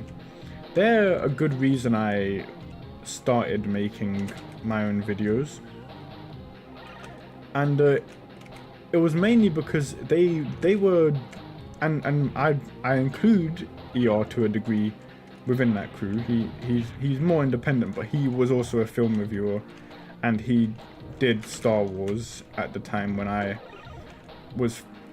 It was around the time I was first in media studies in secondary school, in sixth form, and I remember Star Wars: The Force Awakens. I think it came out the year before or something, and we were analyzing the impact of it in cinemas, like the budget, the box office. This is all. I lost the race. Nowhere near.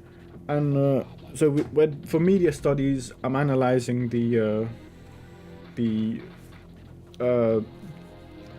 sort of the box office and budget of a Hollywood movie versus the box office budget and advertising and all that things that go into a British film industry movie. And we were looking at, was the movie called Brooklyn was the movie made for the British film industry, and we were looking at Star Wars: The Force Awakens for the Hollywood film industry.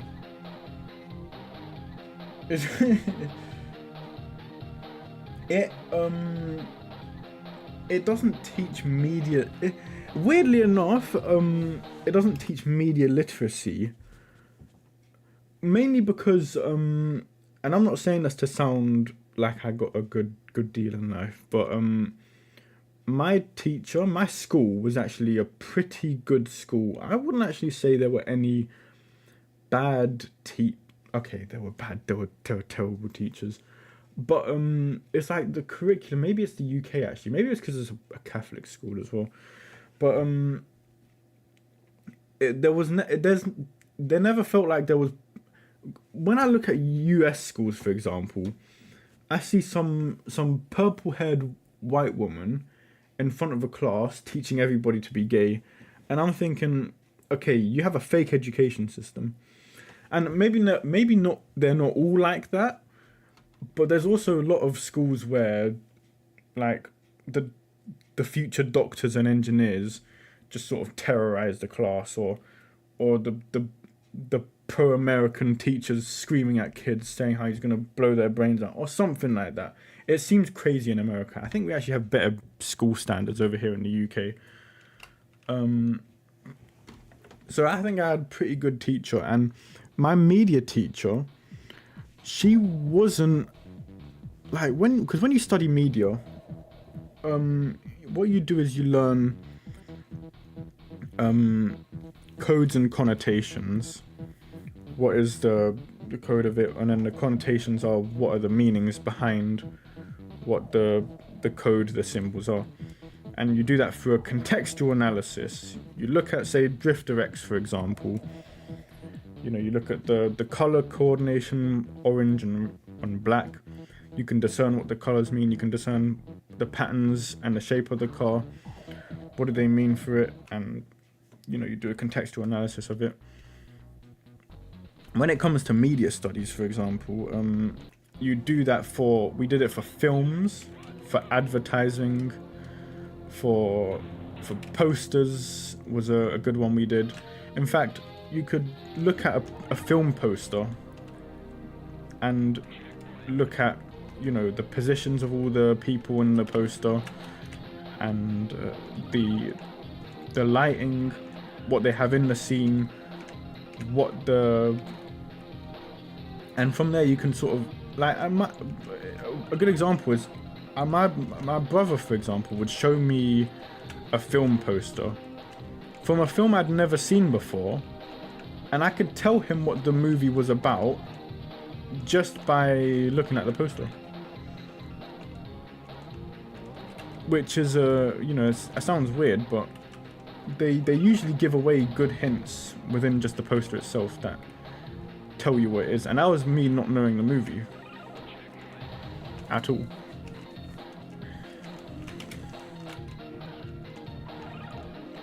And that's what you learn in media studies. But another interesting thing is that you can I'm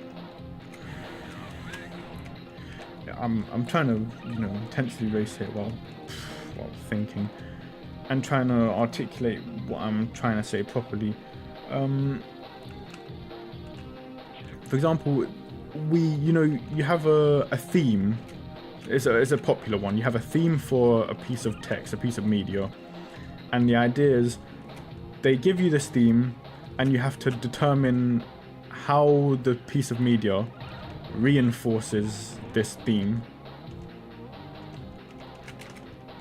And you sort of you look at what's in the scene. Like, it could be either we did 5-minute clips. We also did screenshots. Good night, by the way. Thanks for stopping by, Little Basket Weave. Sorry if it was a bit scuffed tonight, but oh my goodness. I'm gonna lose. Wow. That's why this race is so hard. Drift Rex can't cut it. Good night.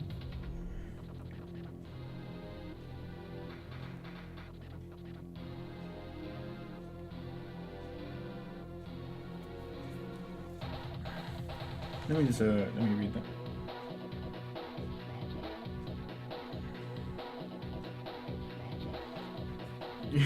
See, everyone has bad experiences in school, whereas I think I was a semi-bad kid.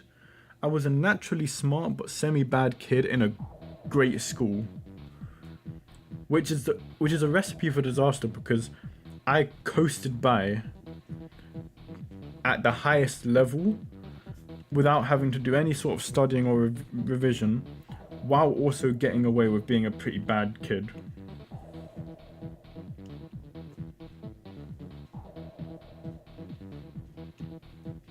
I should have sent him off with a win. I think this was.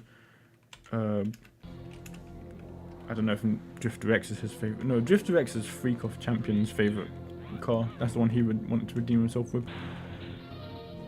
But yeah, I couldn't send him off with a win. But what I was saying about media studies is you learn, like, I think doing contextual analysis was my favorite one, but especially you have a still image, which is what I like. You have a still image. You can have it for like a game character as well, which is what I love doing. You can have a still image, and you draw arrows of the parts of the picture, and then you analyze like the meaning behind each of it, and then you explain how it's like there's no way I just got turned upside down. Listen,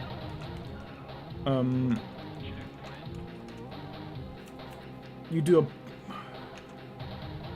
because in English studies, I don't know if you ever did this before, we have this little system called point evidence explanation, and the idea is that you get you have a point that you want to get across, like you can call it the hypothesis if you want, and you say this means X, and then your evidence for X can either be external evidence or evidence within the text. It's usually evidence within the text, because you want to say like X character killed this character. My evidence is this line here in the text that says, and he smoteth thee with great axe, and his blood squirted the wall with fine red ink. And then you can say the evidence or the explanation is that the axe is the weapon and the red ink is the blood, and he clearly murdered him. That's sort of how you do it. You do point evidence explanation, and you can do that with image analysis as well. I found it interesting that we called it English studies, because they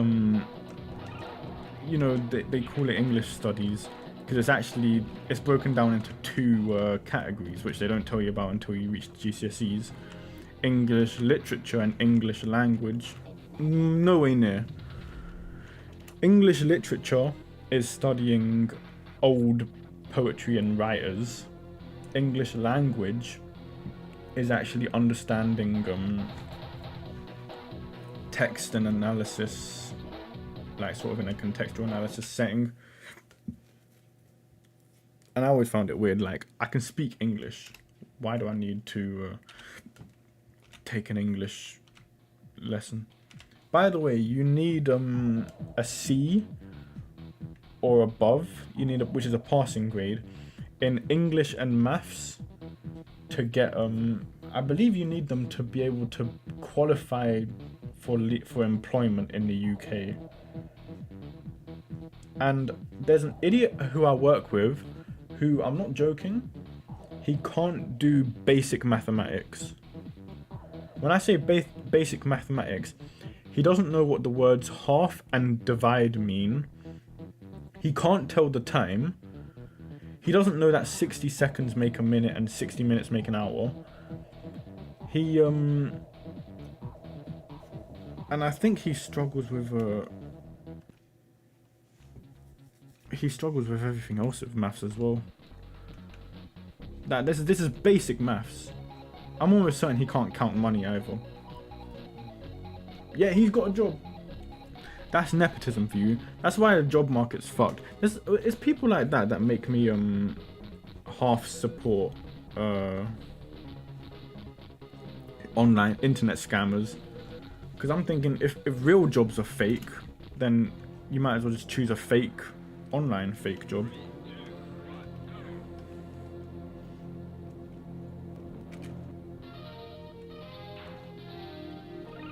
But yeah, I'm just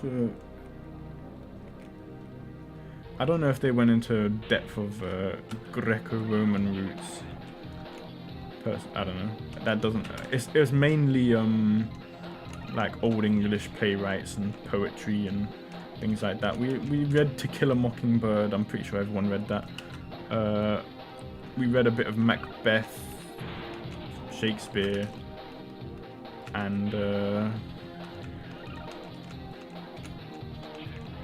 I think we also just did poetry. But more things that's interesting about contextual analysis, and this is something that I learned about media in general, is that you can come up with a hypothesis, pull an example from the text, and then explain your example. And then what you can do from there is claim that your interpretation is the meaning of the text. And a good example of this is we learned theorists, like social theorists, when we were studying media. We learned people like Karl Marx, we learned people like Goffman, we learned people like I can't remember his name now, but he invented audience theory. And they can convince you of various like social themes by just stating that the evidence you find is evidence of the purpose. And an example of that is Goffman's theory, for example. One of his theories claims that women are exclusively depicted in media as objects of sexual desire and are meant to be treated as objects. And it's one you've heard a lot of, and there's a reason it's pushed a lot in mass media as of right now, because of, I'd wager, people like Goffman, who, no way he actually won that, because of people like Goffman who come up with theories like that. And what they do is you get a piece of media, let's say it has a woman in it, and then you draw from the text, alright, how is the woman being objectified in this piece of media? And you can draw the smallest examples, such as and this is what I've seen them do in media articles, for example, the amount of times a woman speaks compared to to the amount of times a man speaks, and the topics they're talking about. They'll say the woman is talking more about like social and emotional messaging, while the male is talking about the more grounded, like scientific methods, or talking about the topic more so, and they have more to say on it. And the way that the male is spoken to is the authoritative voice, and they'll draw all these examples. They'll say, like, you know, they'll draw the example from the text, say this, and then in their explanation they'll say like why it's happening, and then from there you can create a 4-point essay, 4-point evident explanation, 25 marks, and explain why this piece of text is evidence of sexism within the media source. And with that, you can pass media studies. You can do that with English studies as well. You can pass media studies, assuming that that's what the exam is after, for example. But I'd imagine that a lot of people who go through like degrees, media degrees, that's what happens with them. Hold on.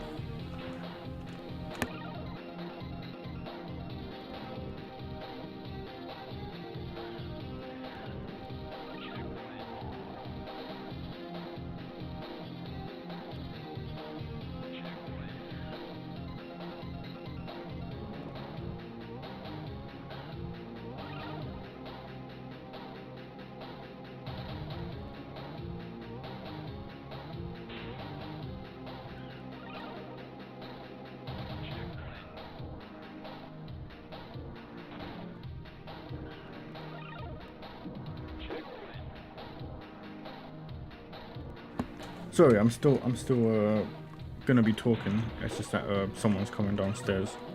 I don't want them deciding to talk to me and just ruin everything for me. Am I gonna lose this race? Formula 7 finished first. Okay, but so what I was saying is these people can study a media degree, and from what I heard, media in like university is pretty much the same as I studied it in sixth form. I was actually gonna study media studies for university, but I didn't end up going. Got an unconditional offer, by the way, because I got one of the highest grades in the country. But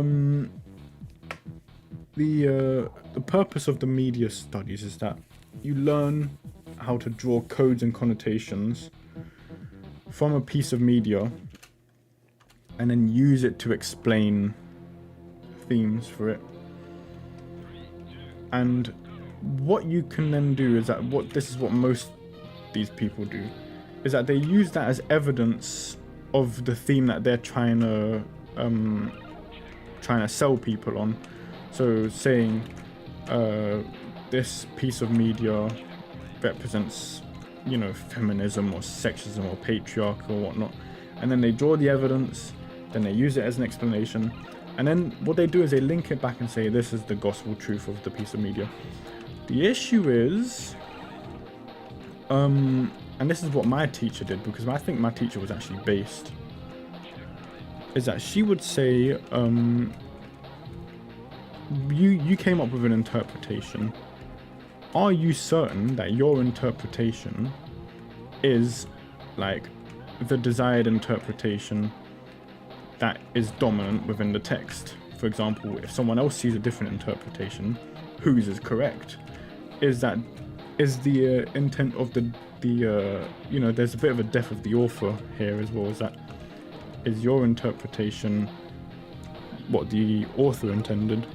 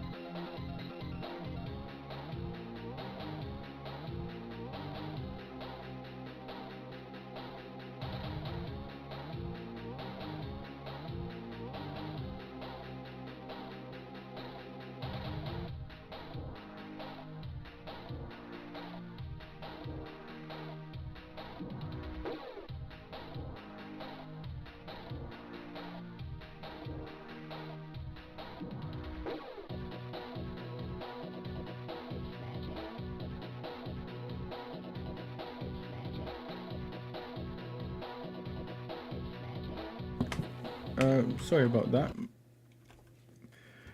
My ma can't sleep, so she went outside for a smoke. It's almost 5 a.m. Normal behavior. I really need to articulate this, what I'm trying to say properly. But, oh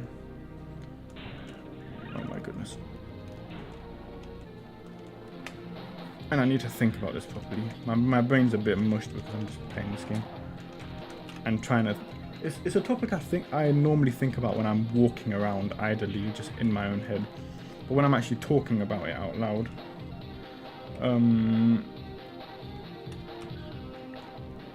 it's just not something I can really just articulate properly. I'm pretty sure I repeated myself several times. I could maybe show you an example if I have the image from some of my old school work. I guess it's not really an image, but more so an image of what a contextual analysis looks like. But basically you can... Hold on.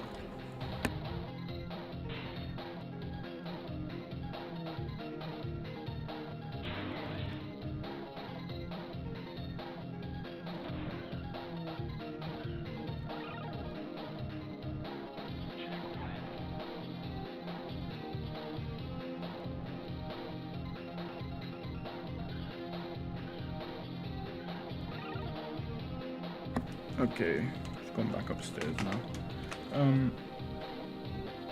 I think. My goodness.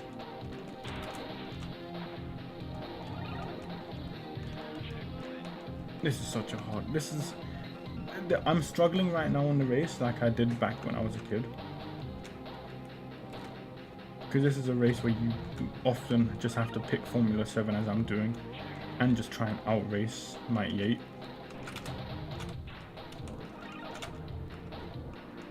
Which is pretty hard because he's so fast, has such high acceleration. And he doesn't get bumped around as much as you do because you start at the back.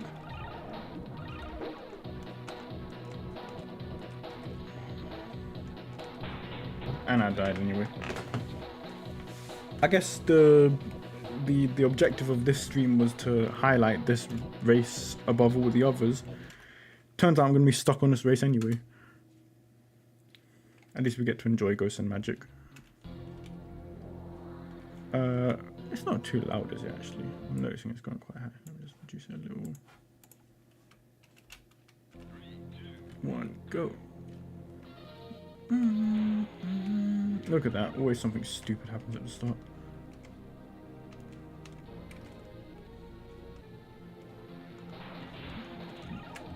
And I'm almost wrecked. Straight away.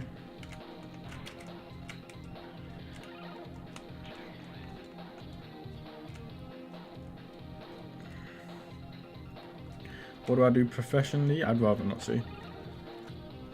It's nothing important. And I don't really want to say my job. Why is this doing this? What?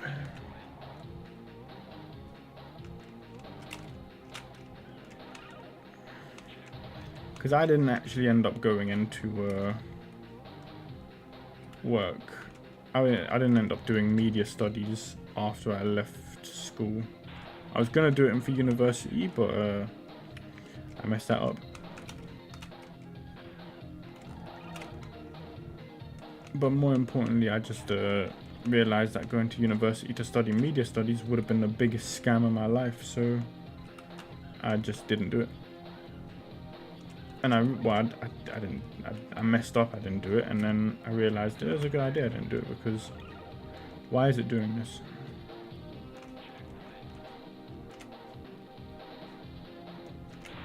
So I'm just reading the comments while I'm crashing tools. It's not my job. My job is nothing technical. Mine is more physical.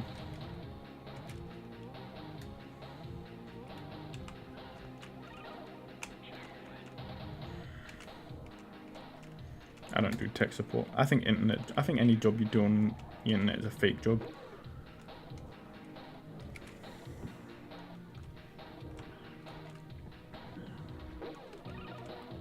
I am going to win this race, however, which is important.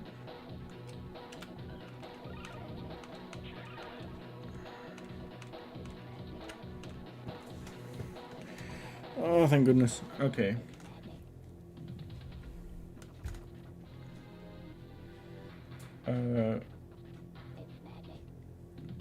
What was I talking about? I was talking about media literacy, I guess is the right way of putting it, because that's just basically what I'm doing. Well, that's not my job, but that's media analysis is half the reason I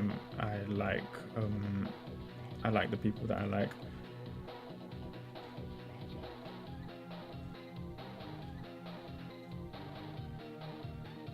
I want to move to I want to get a better job, actually.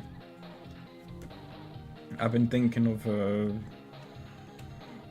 some way of getting a higher skill job that is actually better for me, because I don't like internet jobs. I want a job that's actually physical, technical, and can get out and about and is actually reliable. Like a trade job, for example. I think that's a way better. Personally, I think that's a way better job for me. Something like that.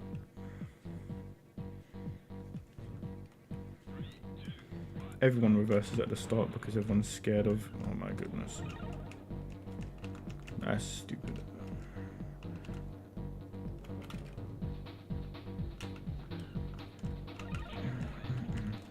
Mighty 8 just feels so much better than... I can actually get forklift certified where I am. And I've been thinking of doing that. My only issue is that if I get forklift certified, I'd want to get forklift certified as I'm leaving my job, because I know for a fact that if I get forklift certified, they're gonna ask me to do more. They're gonna ask me to do more work involving using the forklift that I won't get paid extra for. And quite frankly, I don't want to learn anything else on the job that will have my workplace give me more skills or more things to do that I won't get paid extra for. Because they can screw themselves if they have dummies working here who can barely read or speak English, or basic maths, and I get paid the same as them. No. But yeah, I do want to get forklift certified. I think that's a better example. My brother's got a pretty impressive job, actually. I say impressive. He's I guess I'm not gonna say his job either, but I know the person, like one of the bosses he works with, is like, he earns a lot of money for the stuff that he does, and he likes my brother. So I mean, I guess we all kind of told him, like, you stay around him and kind of get mentored, then you could, he can help you make a lot of money with a career in yourself.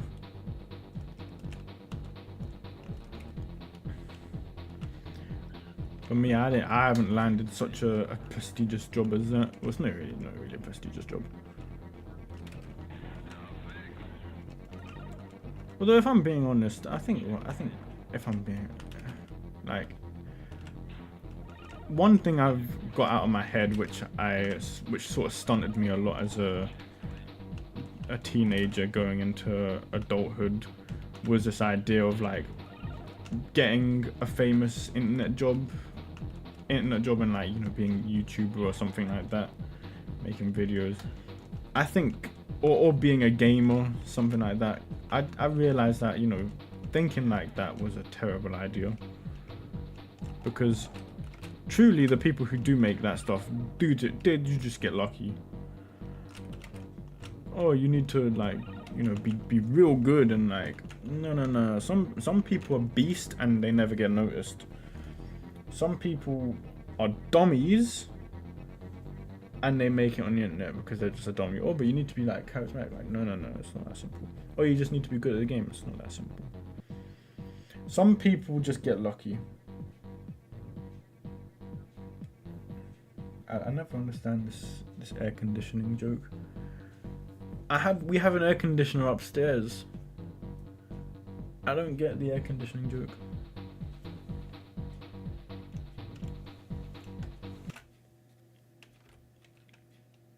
Might Yate again? We're gonna go Might Yate again.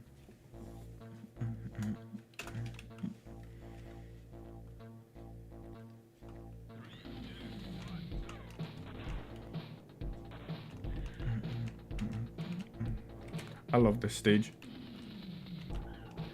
I love the music of the stage. When I say I love a stage, it usually means I love the music of the stage.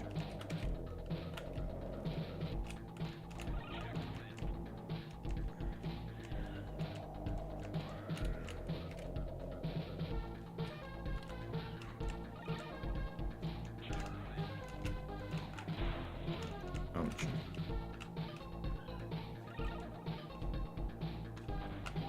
Oh my goodness, what an idiot! Why is he driving on the wrong side of the road?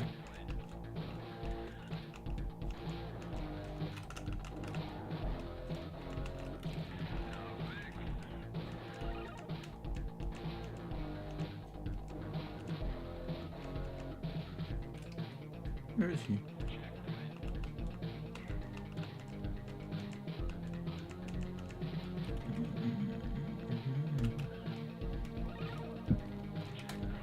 But yeah, just a little bit more about I guess why I liked a lot of content creators who I do like, and ER being one of them, is that because I'm a fan of games and whatnot. And one thing I love about the games is the characters in them, and I think that's one of the things I love about games most, is like the amazing personalities and designs of characters and just how cool they are. And then when I studied media, one thing that sort of I learned was is that a lot of the designs for characters are deliberate, and they're not deliberate in an accidental sense or something like that. What is going on? Why is everyone just flying out of the woodwork to hit me? They're deliberate in the sense that the signs, the semiotics we call it, the study of signs on the character point to like the design philosophy of them. So if they have like, you know, there's some obvious ones like sharp edges on a character equals usually means evil or dangerous. Colors, like bright colors, means good or bad. And what you can do is you can go really deep into like the details of these characters.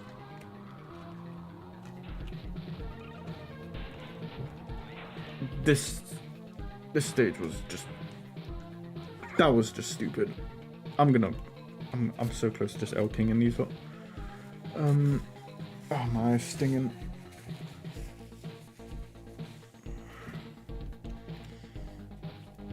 Okay, I'm just gonna L-King you lot.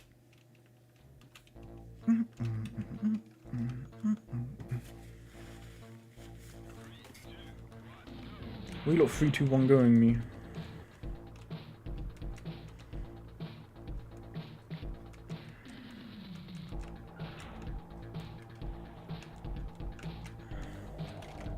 Okay, but more about my interest in like character designs and whatnot is that I found like a lot of characters, particularly like in Marvel comics, for example, Marvel, DC comics, that I liked a lot of their designs, and I liked a lot about like who the character is, what is about them.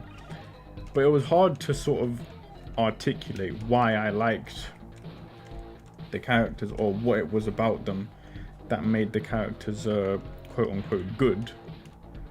Because, you know, and that's one thing that's another thing that bothers me, is that like the black and white idea of good and bad in media, for example.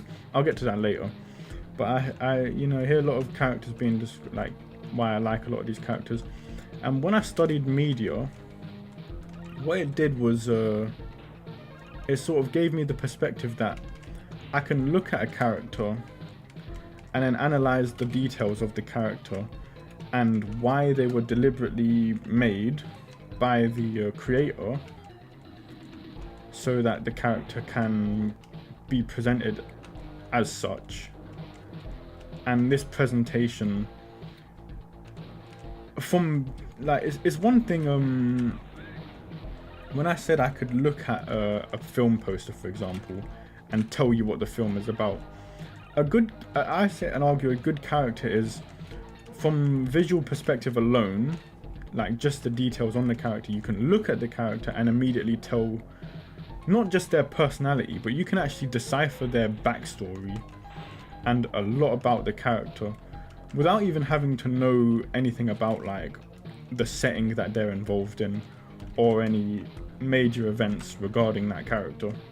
You can just look at the design of the character, and the design of the character will speak for itself. Like a scar on them, tattered clothes on them, even the posture of the character, the expressions they pull, and you can link them together. Like if a character's got like a good posture, but they've got tattered clothes, you can say that they're of respectable status, and they carry themselves formally, even if their social rank doesn't reflect that particularly. Whereas if you look at a rich character, or a character with, you know, who's well put together, good clothing and whatnot, but they're sort of grinning or smug and standing in an awkward way or something, you can look at that and say, this character has, you know, born into privilege, but they carry themselves off in a way that seems a bit like they, oh my goodness, they don't respect the wealth that they've gotten, for example, or they're a cocky person, or they're villainous and whatnot. I was better at explaining this, but and yeah, a lot of the characters I liked, I could pull up a single image of them, basically, and write a contextual analysis of the details of the character and explain why that character is made like that. And I love doing that. Let me just let me read that question of you, or that thing you wrote while I go get this health.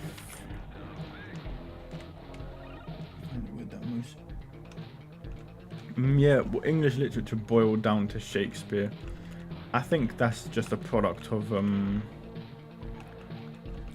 the popularity of him as a playwright. I also think that there's the way that's El King, by the way. That's the king.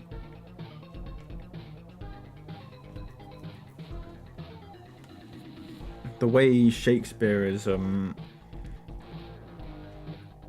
I guess there's something to his stories. I've never actually read Shakespeare. I don't care enough.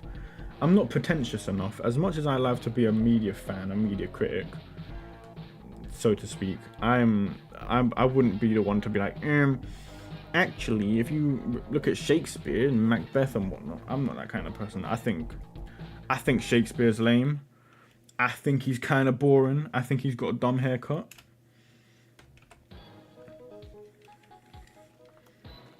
But aside from that, I guess a lot of people do find value in what he does, I guess.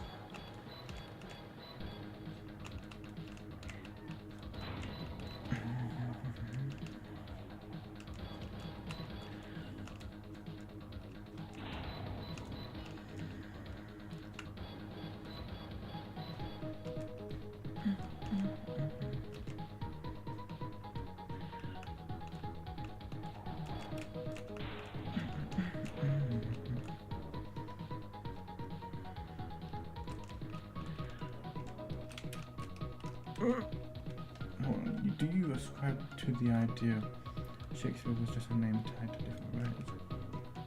I have no idea. I've never heard that idea before. I know Shakespeare was a dude. I don't know if he was a... I've never heard the idea that it was different writers. That's new to me. I just noticed all the people still in the race, all the fast cars. Oof. He suicided. He committed comical suicide.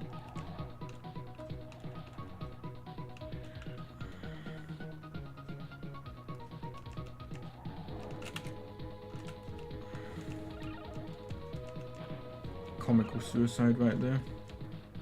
Is Radical One gonna commit comical suicide?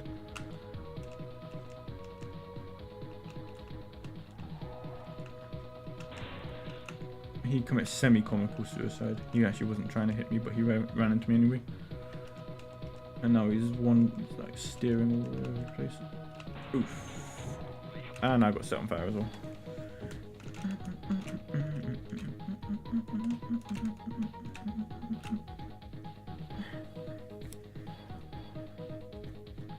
My highlight is being wasted even though I won.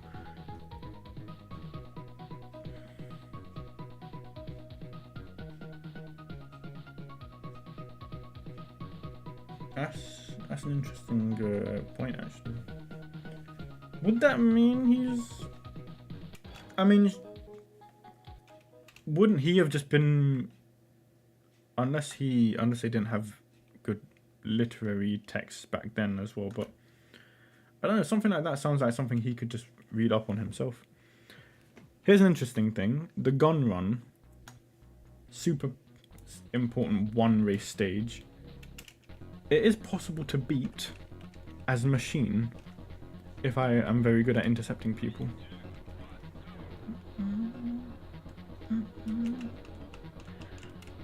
And what you have to do first is cut across this place and drive drive across here. Oh, you idiot! You idiot! What are you doing?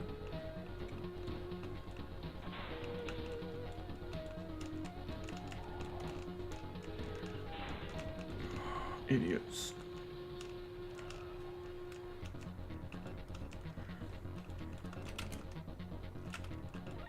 That is an interesting theory, though. I don't know. That I feel like something like that could be read up on. Yeah, I hear.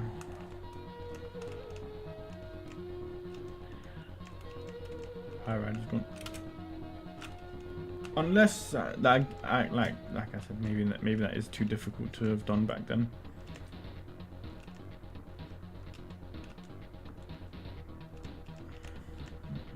Oh no. Oh no. This is a dud race. Oh no. Oh no. Yeesh. I blame the terrible start. Okay, let's race for real now.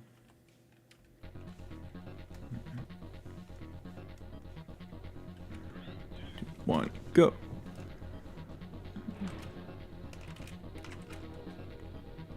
Sure. Can I play now?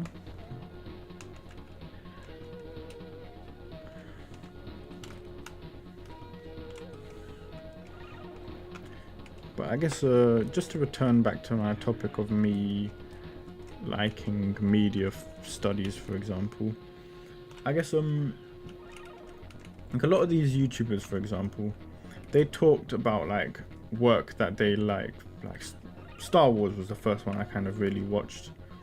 I was more interested in games, but I liked the idea that people were really upset about Star Wars. And what they would do is they were talking about, like, here's something that this new one did, here's something that the old one did, and then they could articulate this is a problem with it because, you know, they analyze the reason behind why something is wrong rather than just that they think it's wrong.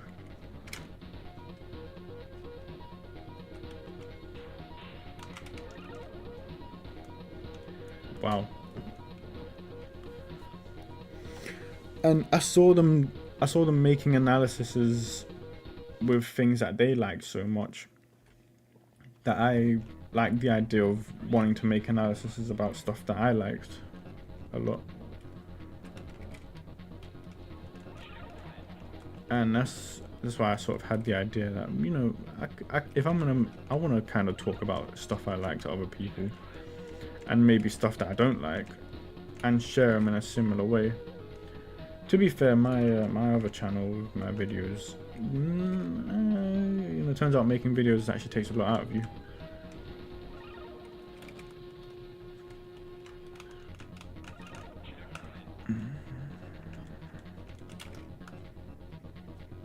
But what it did do is that it did give me an opportunity to do more contextual analyses, which I think I really like actually.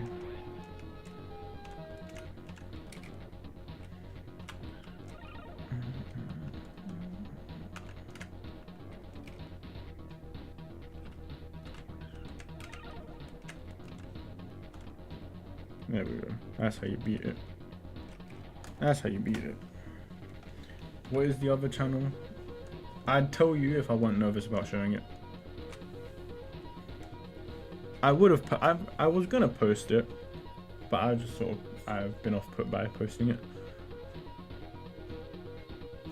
It's basically just it's similar to this in that it's just a channel that for me to do, just make videos about the stuff I like. And I would have shared it. I only share it with a couple of people now, mainly in DMs. It's just the people I kind of really talk to. But other than that, I don't really share it with anyone. Because expect the quality you hear from this stream, my goofy voice, the way I convey myself, the way I can barely articulate thoughts even though I think about this. I think about this stuff all the time. When I'm at work and I'm walking around, for example, my mind is racing with these ideas. when it comes to actually talking about it, I can't talk for stuff. I can't talk about it to save my life.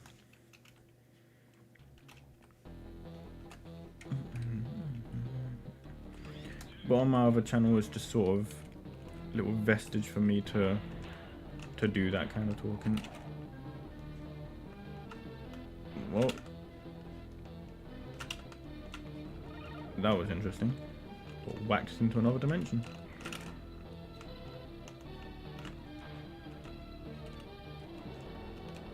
I speak well enough, but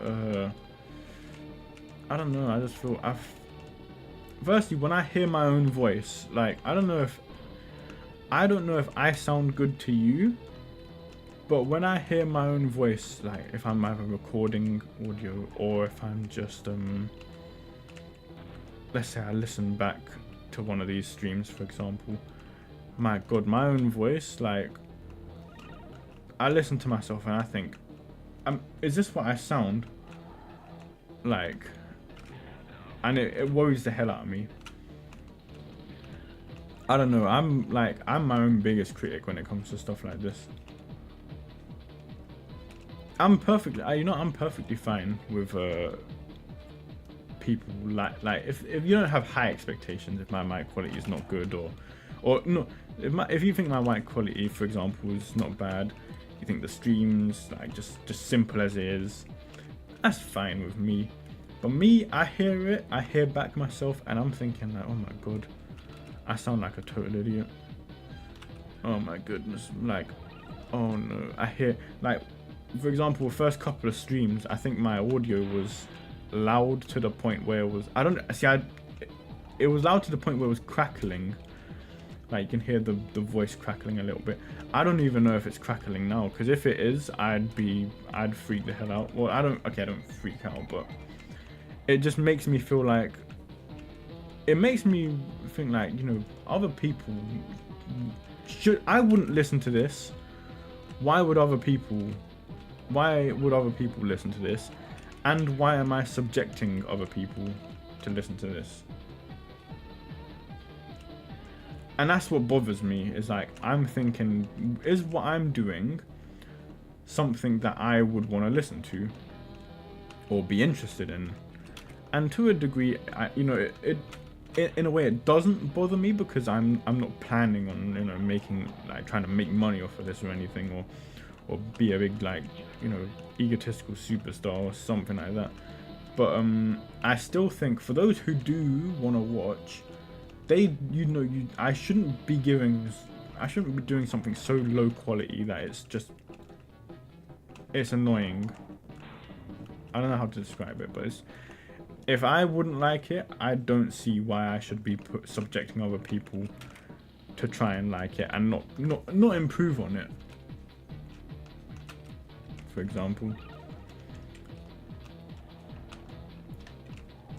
it's just yeah. I see you've written a lot there. I'm just so busy I'm focusing on trying to smash this monster truck.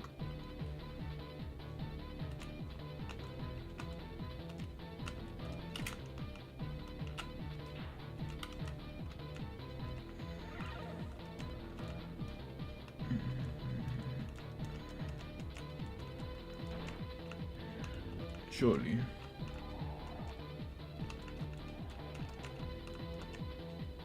I think he's injured.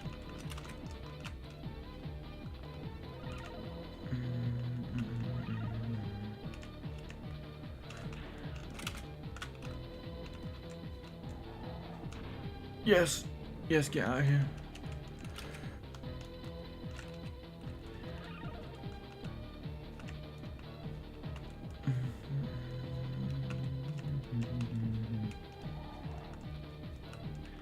I want to waste this guy. Let me go up this ramp.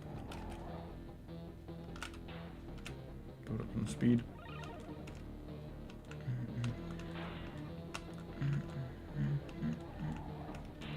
Boom. Okay. Let me read this.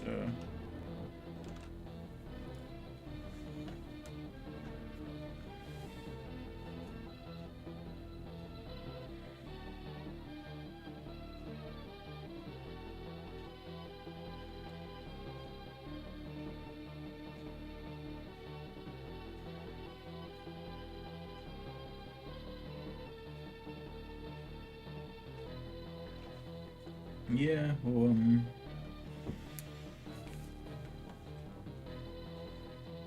I get hearing my own voice is an issue because here's another weird thing. I hate listening to the British. I hate listening to English people on the internet. For two reasons. One, something about American voices carries more American accents. They carry more like of an announcer kind of presence to them. When I hear an English voice on the internet, I think you sound like a dickhead.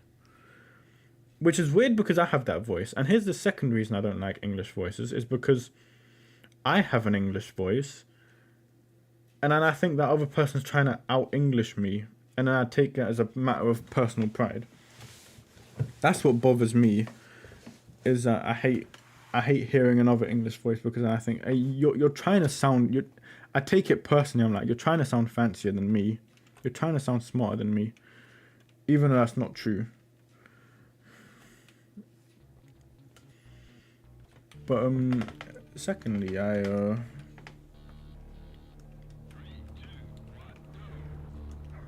trying to think now. Crash.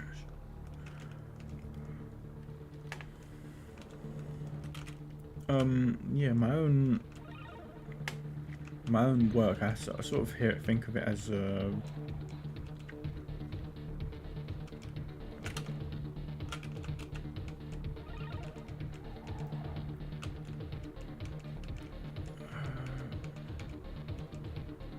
I've lost my own train of thought now. I can't even remember what I was complaining about. I need to smash someone.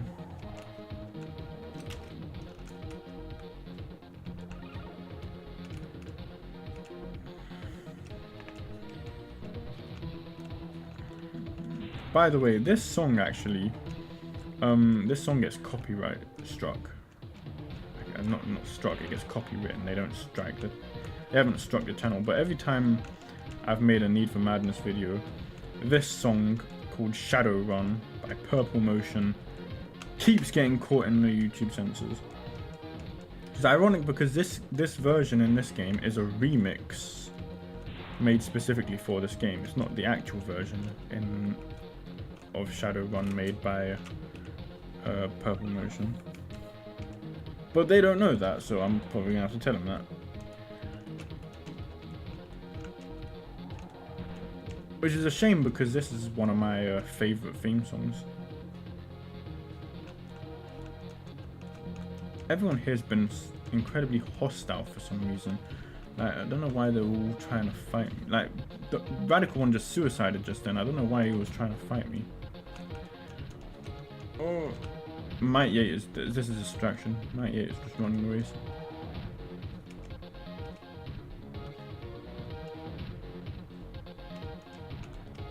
Ah, haha. That's an interesting thing about the AI in this one. Is they try and swerve off the road to avoid you if you're playing machine. But he's so dumb, he swerved off the road, lost track of where he was, and then collided into me again. Hold on, dumbass. I think Sword of Justice's AI in this one is just fight, fight, fight. Whereas Dr. Monster here is actually trying to win the race.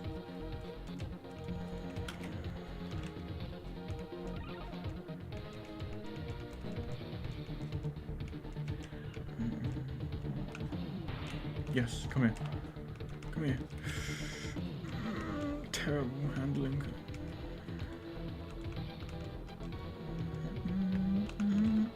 Oh yeah, there go. YouTube are gonna be furious with this one. They're gonna be like, why are you using a copywritten song?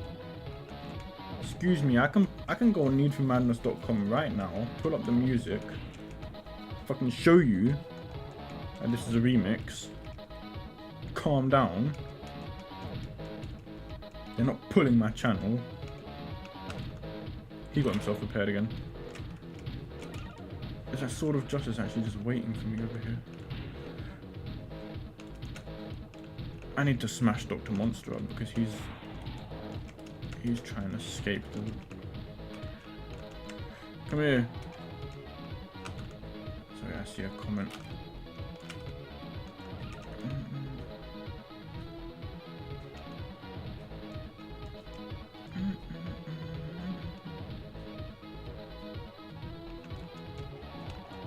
He's actually just circling it. Oh, where you going, buddy?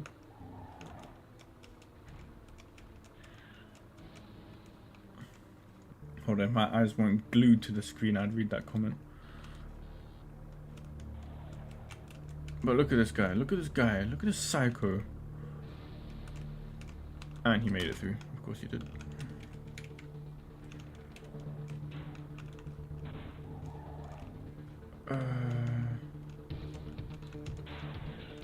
Wasted sword of justice. It's just okay.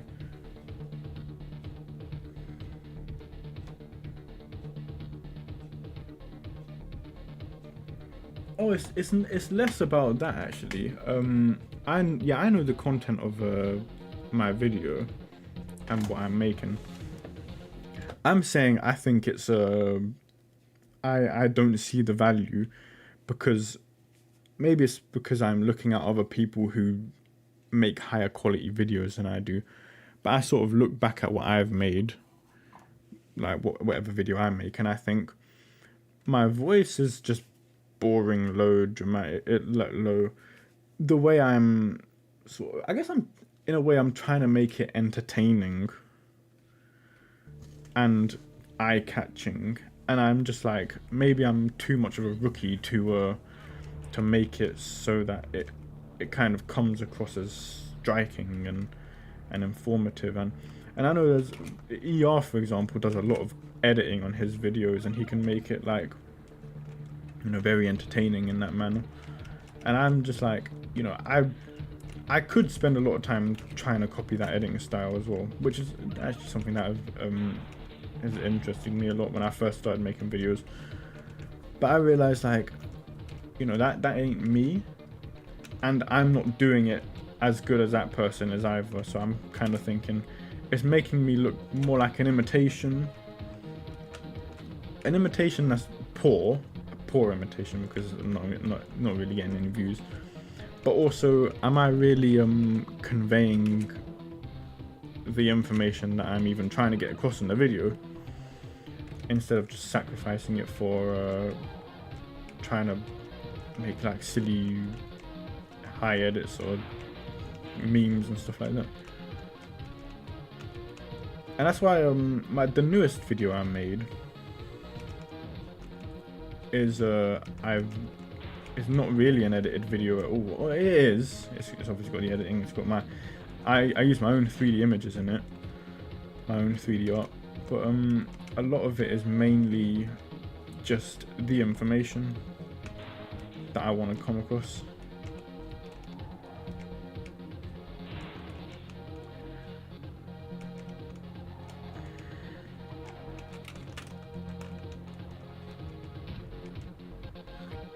Oh my.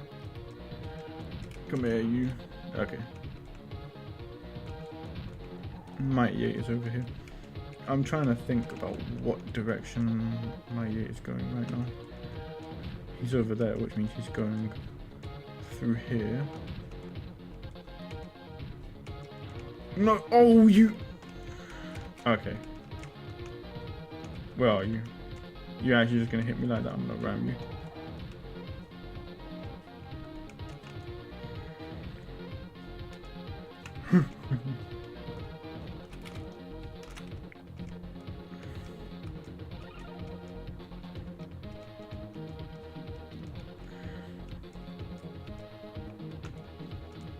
I tell you what, yeah. I just briefly saw that comment. Let me come here.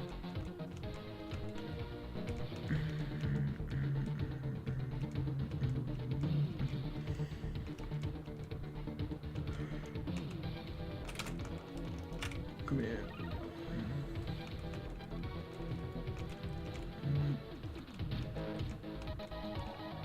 Yes, idiot. Come here, you. Come here. Yes. Yes. Yes. You're dead, man. You fucking what?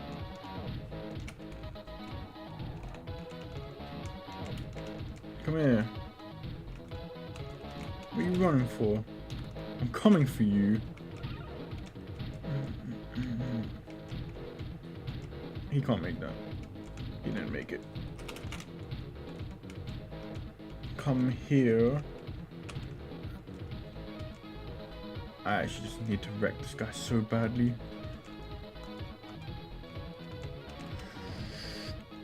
He's running from me. He crashed into Elking. Don't make the jump. No way he made that jump. Oh my. This guy's annoying me.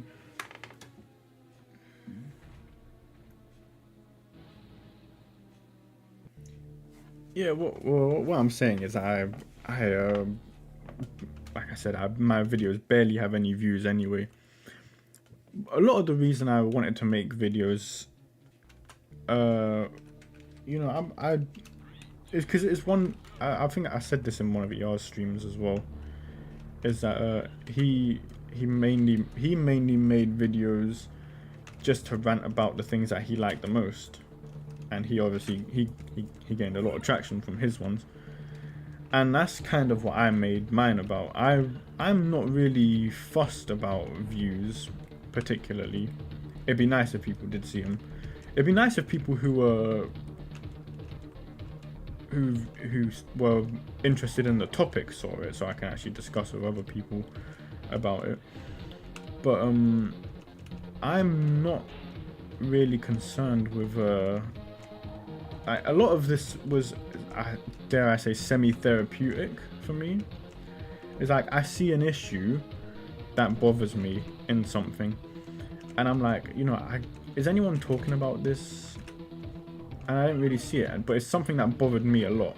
So I kind of was like, I want to make a video about it.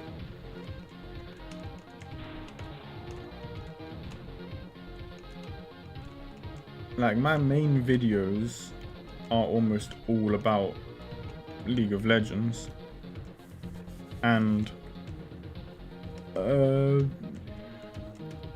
that's a game that I was very invested in it. Now I don't really play it anymore because a lot of the reasons I don't play it is actually because of the stuff I talk about in the videos. But that's sort of the main reason I sort of make videos, is I see an issue from something I really like. If in this case it's in League of Legends, and I see it be ruined in a way that I don't like, and I'm like, I kind of want to talk about this. And here's another thing, as I don't actually look at other content creators talk about this stuff as well. Like, I tend to ignore videos from other people, and the main reason for that is because I half don't care what other people say about it, because I'm thinking, like, I'm noticing this myself, and it's an issue for me.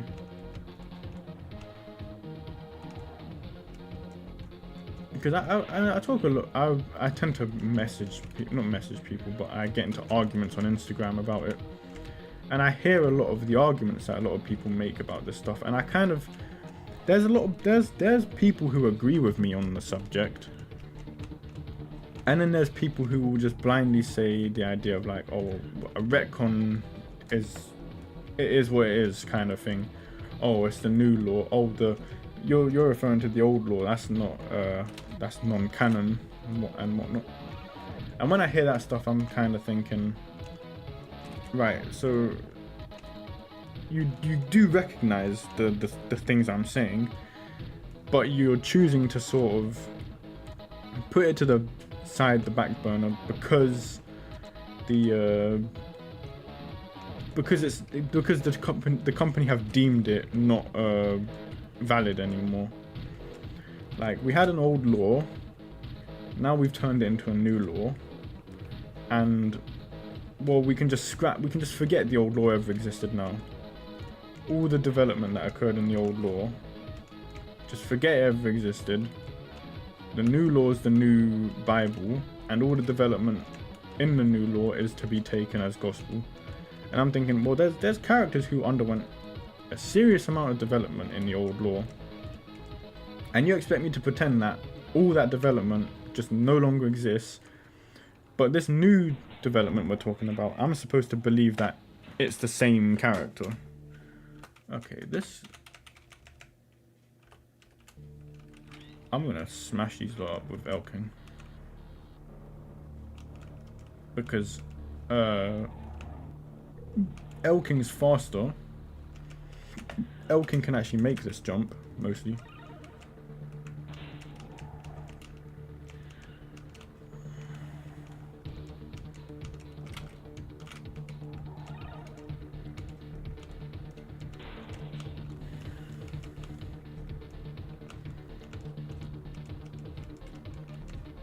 But yeah, it's not that it's not because I don't share it, but my other channel just like the videos don't. I mean, I got videos on like a pretty niche subject on there, so no one's gonna watch that. In fact, my only comment on one of my videos was from one of my niche subjects on there. So I think I'm more happy about it than anything else, because if anyone's gonna ask me about a subject on my video, I'd want it to be from something I made in that video.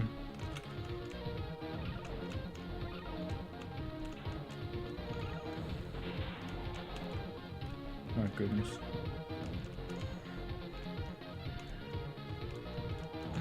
Can I make this jump if it thrusts me forward? Nope. Thank goodness Elking's too big to be rammed into the walls. But I do need to heal because apparently I've just been smashed up.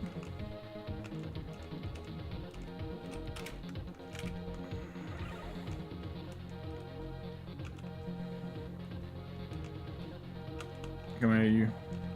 No.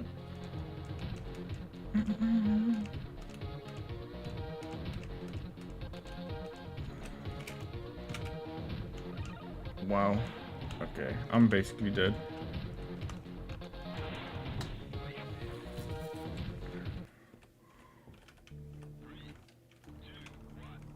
3, 2, 1, go.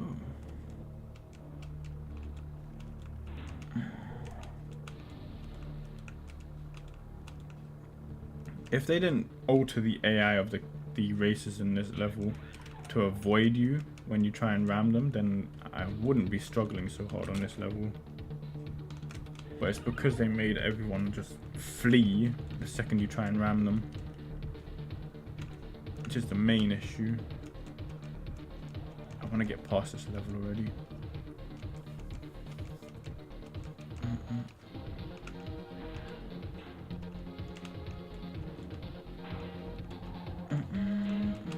Might Yet is gone.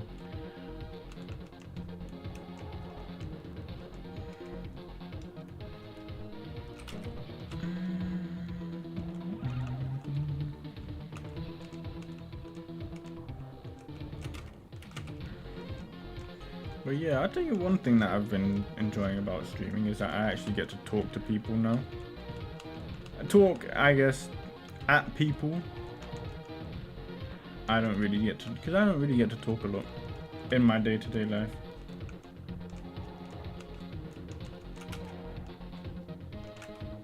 What other retro gems do you feel?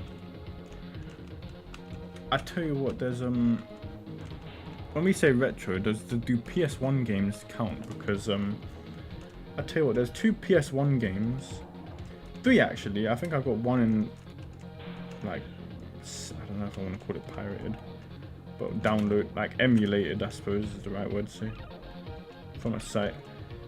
But there's several of these like old games that if they were re-released in modern times, like even from the old PS1 setting times, I'd be over the moon.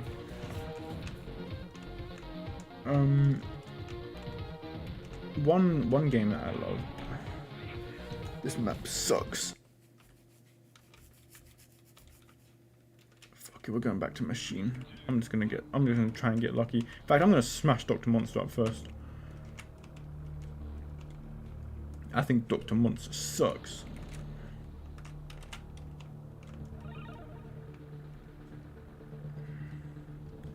Some twisted. I have seen that game actually. I'm sure I've seen that game, Twisted Metal. I think it is another, like it's a car. Is it similar to this game?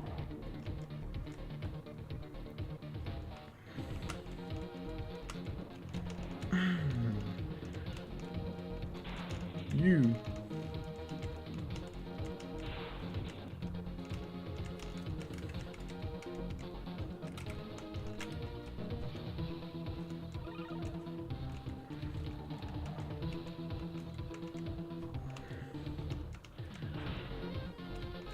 You know what? I think I should keep Elking, because last time I had Elking still active on the map, he actually wasted Dr. Monster for me.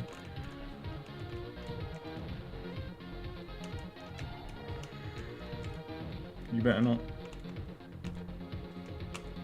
Good, he missed it. Ha. That's what you get for trying to avoid me.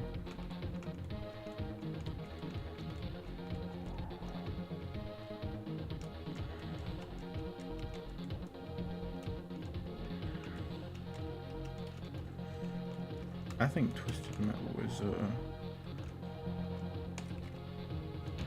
it would be another game I should think of playing.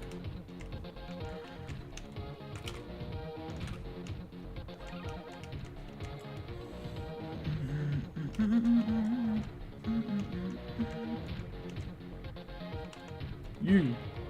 Oh! Fired him at Dr. Monster like a cannon.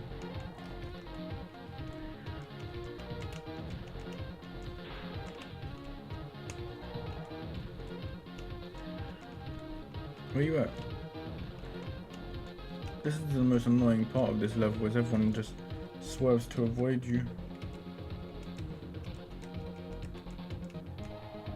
You can kind of use it to manipulate their behavior, but at the same time, I still want to hit them.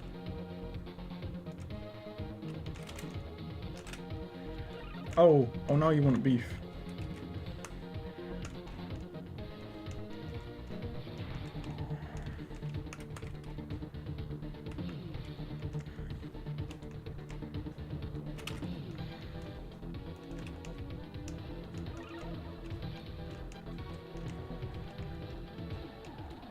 I don't know what they fed Dr. Monster, but he's just an unstoppable brick for some reason.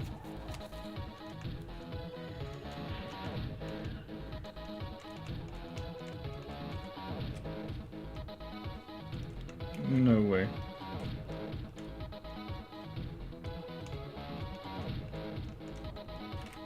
Look, that's the kind of air I need when I go up this ramp. Look, come on. Fuck me.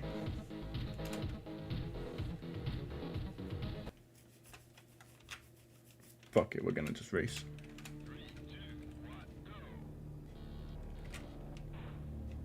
Excuse me, pussy boys.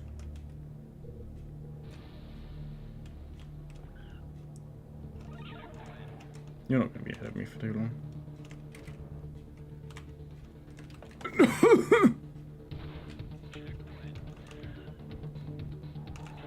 Stop.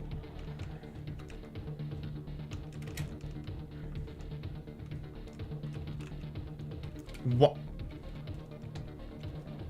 I'm just magnetized upside down.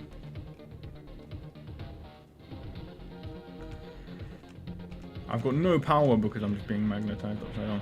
Can you not just turn me upside down like that, please? When I'm not being flipped upside down. When I'm landing on my wheels and I'm turning me upside down. There we go.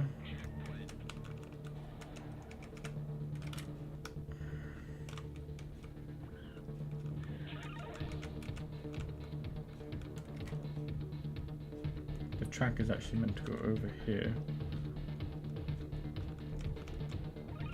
And then around here. That's the way you're meant to go.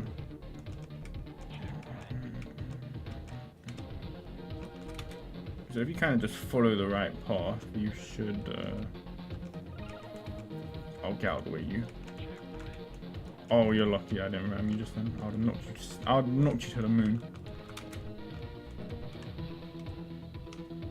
Please.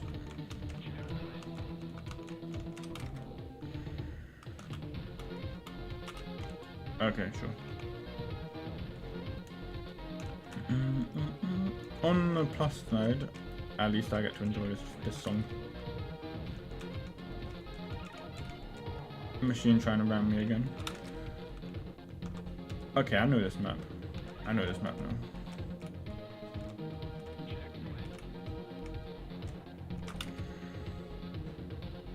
Oh, that's actually where the turning is. Oh, come on. Just. Get out of my way.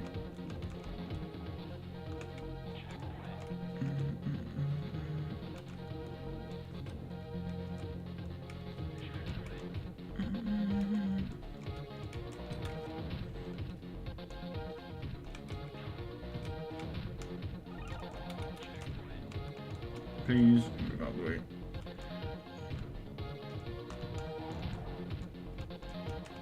Oh my god, please leave me alone. Please. I don't need 3 of you after me like this.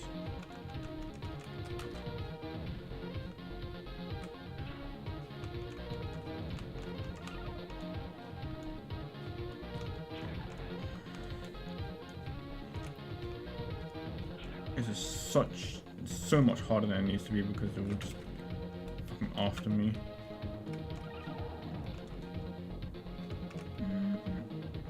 This would be easier if I could actually repair myself properly as the big guys.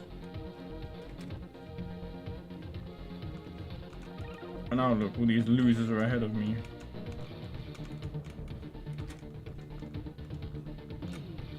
Shame on you.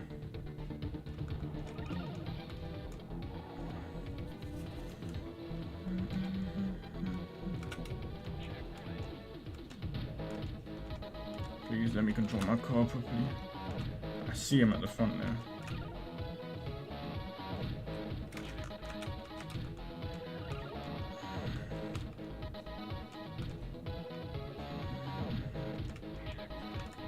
Please.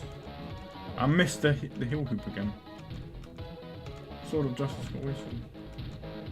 This one, isn't it?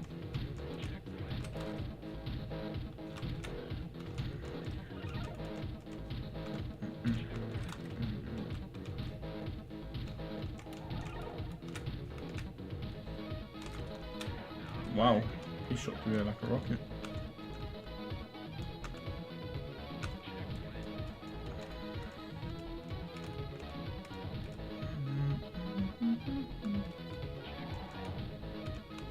Why is Dr. Monster after me like this? Look at that, he's fucking right behind me. Why are you two like this?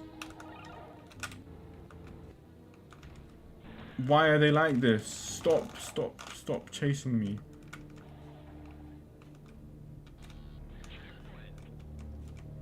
Stop.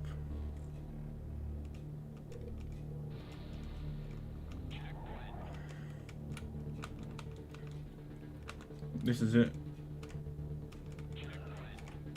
This is it. Get out of the way. You. I don't believe it. I don't believe it. They actually ruined it for me. They actually ruined it to me by just being so freaking aggressive.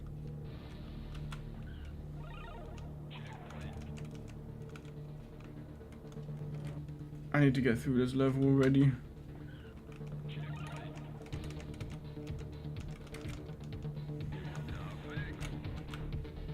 Stop bumping into things. Just let me...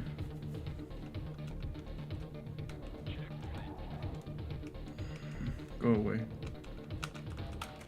Fucking big dumb digger. There he is.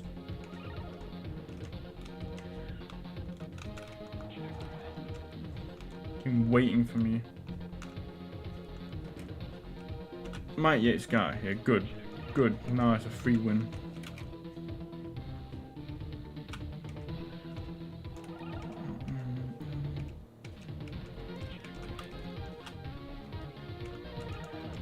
No, not today.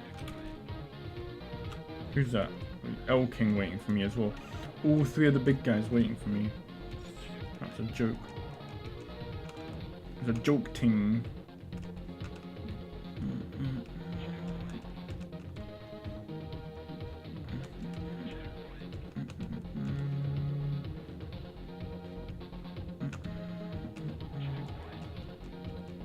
No, what are they doing?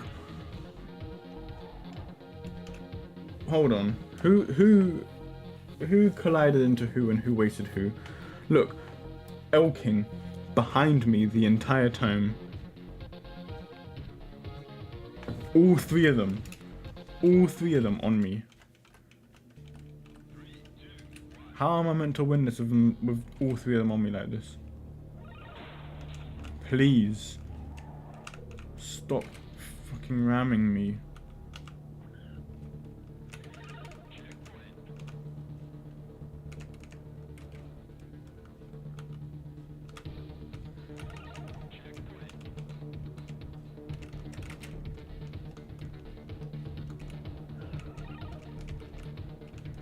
I swear I want to kill my.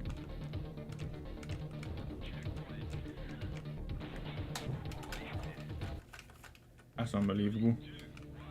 This is unbelievable level. Just let me back up. Don't.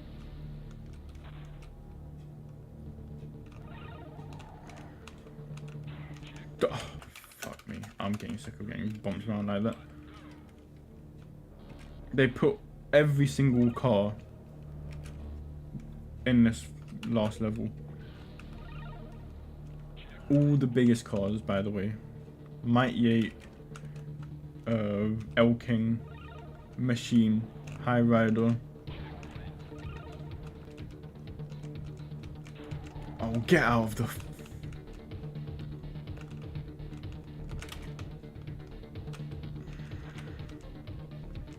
Please, let me...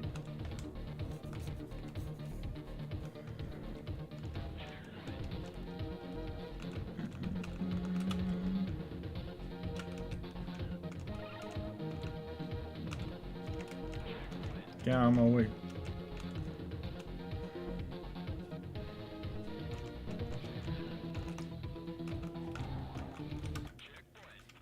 Let me not have a dreadful start like that.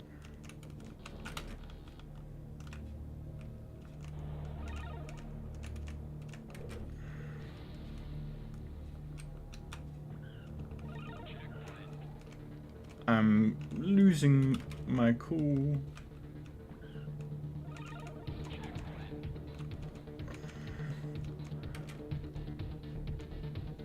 This is, by the way, what makes this game. Because I don't know if you remember, but when I played this game like last week, I just breezed through this level. I just pick machine, and I get like the couple people wasted straight away, and that's it. Idiot, fucking idiot. Ran right into a bloody bulldozer.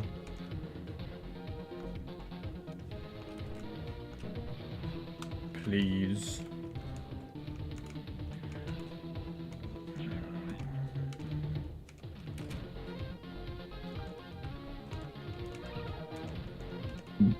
That was hilarious, by the way, him getting rammed like that.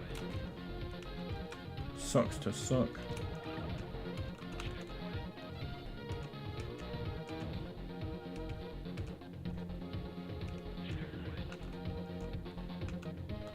I see Oaking. Okay. Oh my. Why is he right behind me? This is Nightmare on bloody Radical One Street again. Okay, I can double backflip there.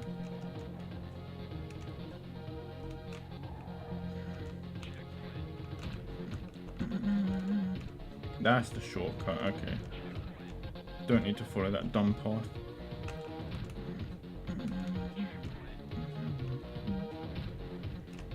Okay. I think... What are you doing here? I think this might... If El King doesn't surprise attack me like that, this might be a win.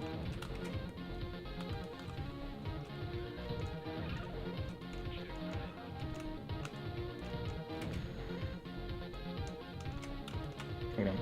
There we go. Did that deliberately to bounce over him. Because if I landed just then, he would have hit me and I'd have died.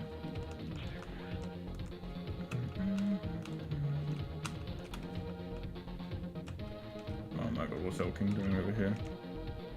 He's here to be a pest, isn't he?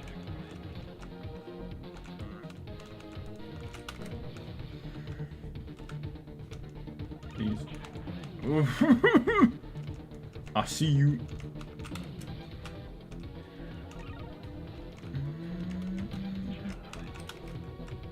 Sword of Justice is out of here. Good. He's annoying as well.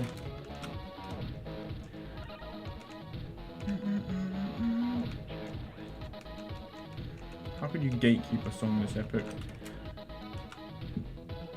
Please. No! Don't you freaking dare. I'm literally like 3 checkpoints away.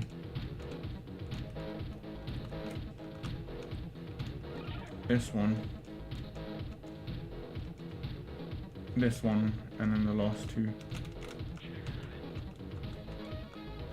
I basically won. I just need to dummy out machine here. Idiot. Idiot. Oh my goodness. Wow.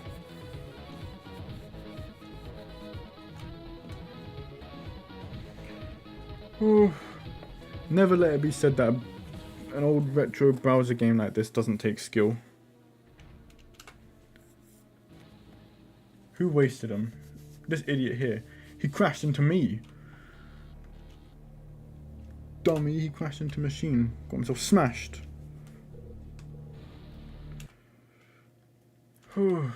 Alright. Let's finish this.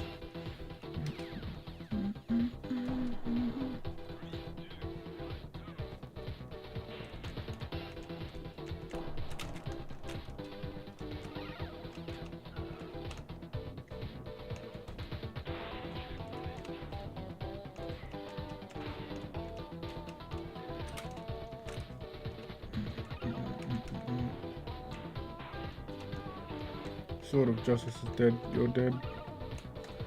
Who's next? Who's next to the dead list?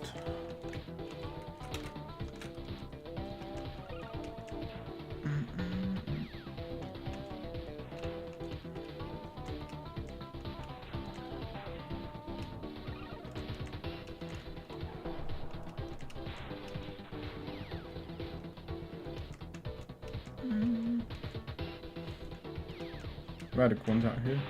Get out of here, Elkin. Where you going, Mighty? What? Mighty 8?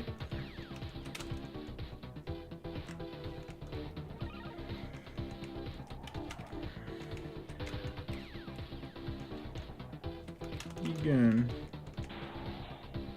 This is it. There we go.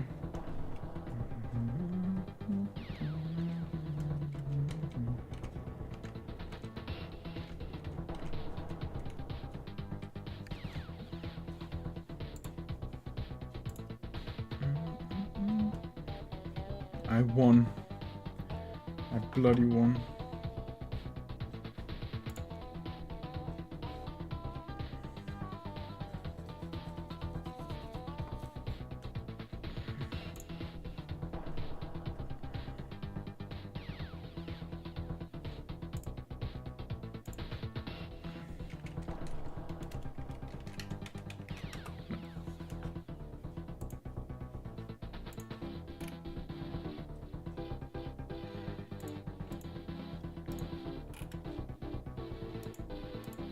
Hold on.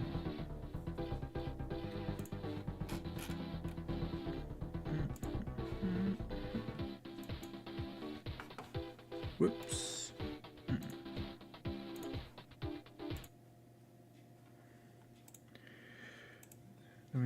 my... Okay. We finally beat Need for Madness.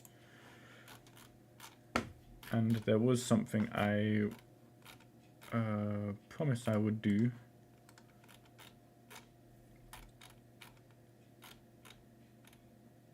Just share some lovely AI art made of me by my mod. Cool stuff, cool shit.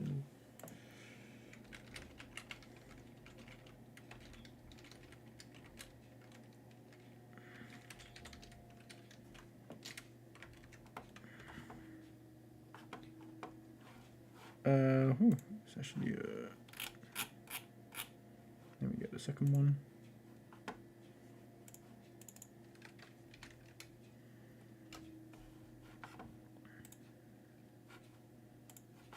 Jump to present.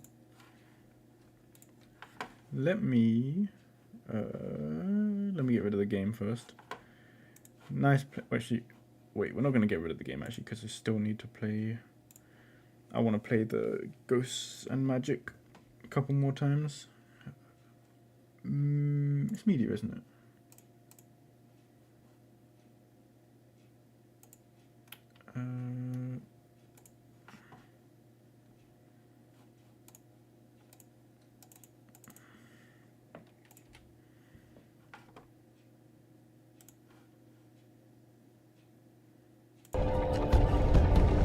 There we go.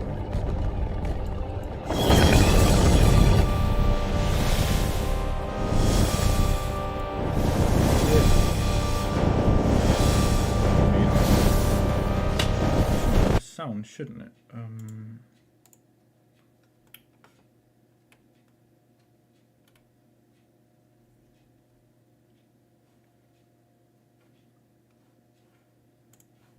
Let's see why it doesn't have a sound for it. Media 2. That's this. Oh wait, it's this. That's right, it's got sound. That's good.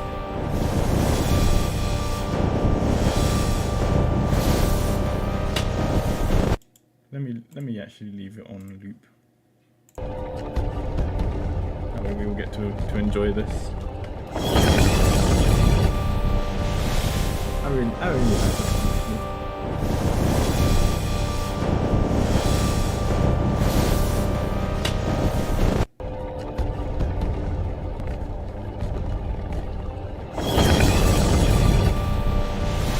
So fantasy.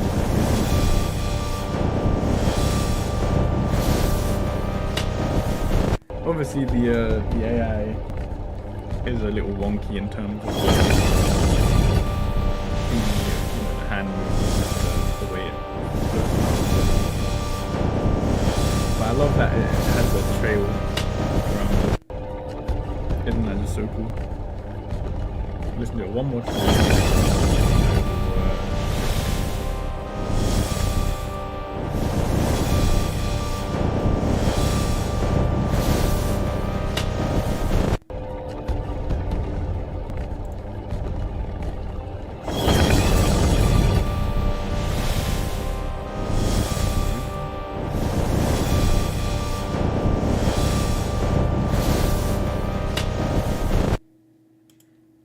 Okay, next, properties. I should be able to just add the second one. Loop. This one I really like because Zombie included herself in it, and she included the classic.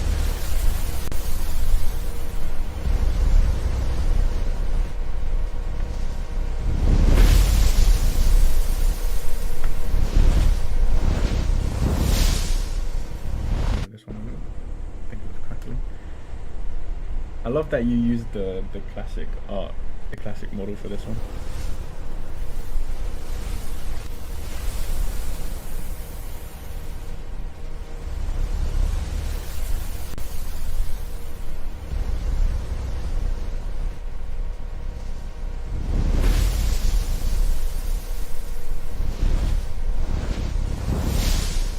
It is slop.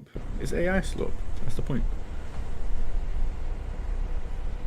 It's just that this was lovingly made for me by Zombie Mom, so it gets shown. I'll tell you what. While I don't usually like AI, because I obviously make my own stuff. If you were to make a really good one of this, or a good one of me, then I might keep it for my intro screen, or my be right back screen or whatever in general. Although I noticed that they're all in that what mode is this called, like portrait mode.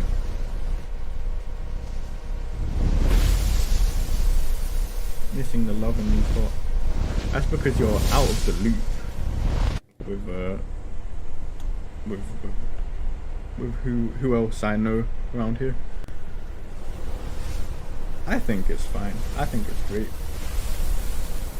Especially because I never asked for this either. This was just made for the spur of the moment.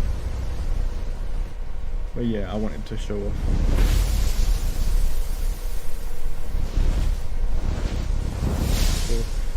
Some nice AI artwork of me. Bring myself back, bring the game back. I'll just delete YouTube Studio for now. So I love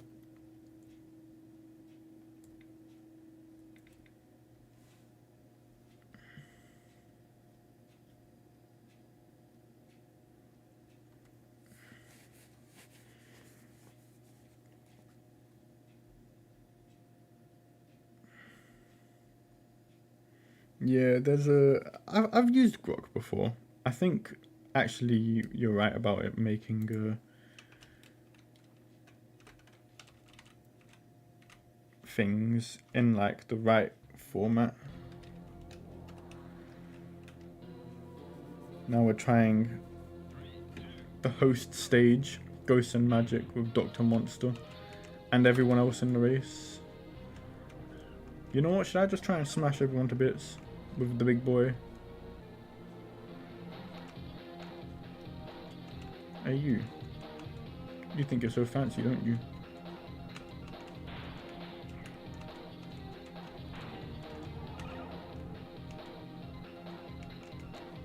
What's the matter? What's the matter, Matty 8?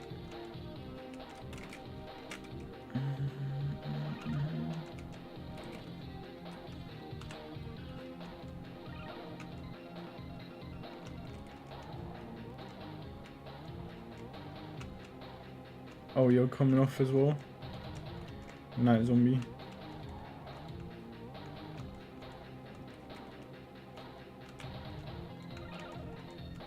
Oh, Mike, yeah, got smashed.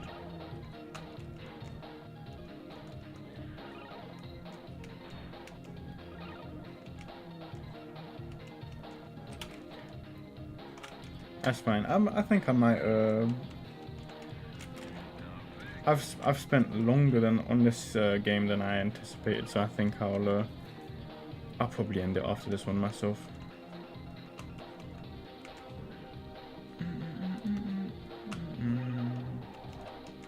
So yeah, this game has actually I guess it didn't drive me insane tonight, but it was a lot harder than it normally should have been tonight. Oh, he actually made that jump.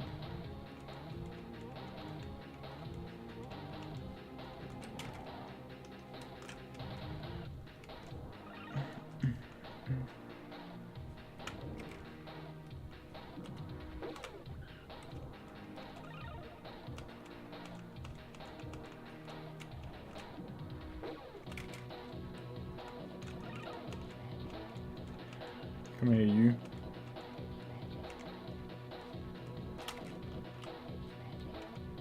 Think you can escape destiny?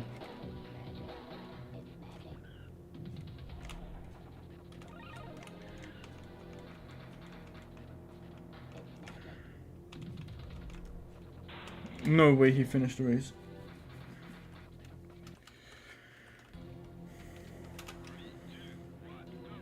I'm gonna smash everyone up. And if I can't, then I'll just come off.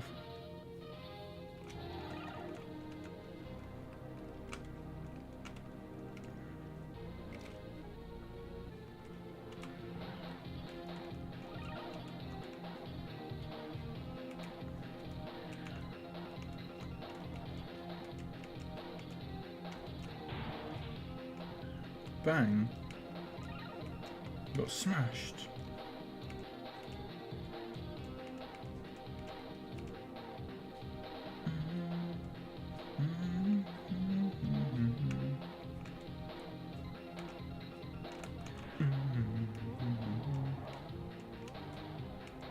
He actually tanked that.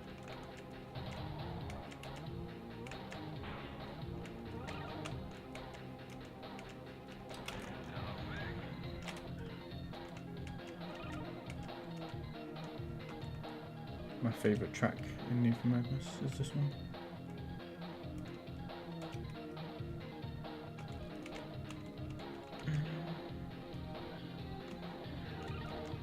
There's a lot of tanking hits from Dr. Monster, like soldiers.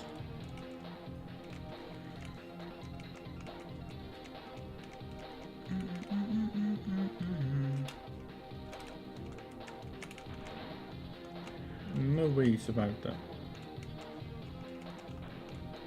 He survived that as well. How was Mighty 8 of all cars surviving that?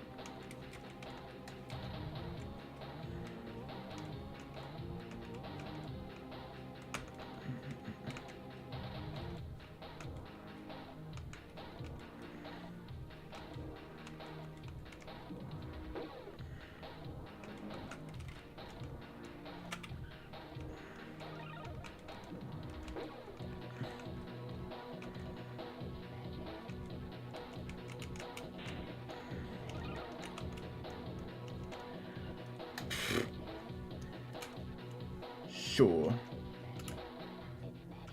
I think that's enough for me.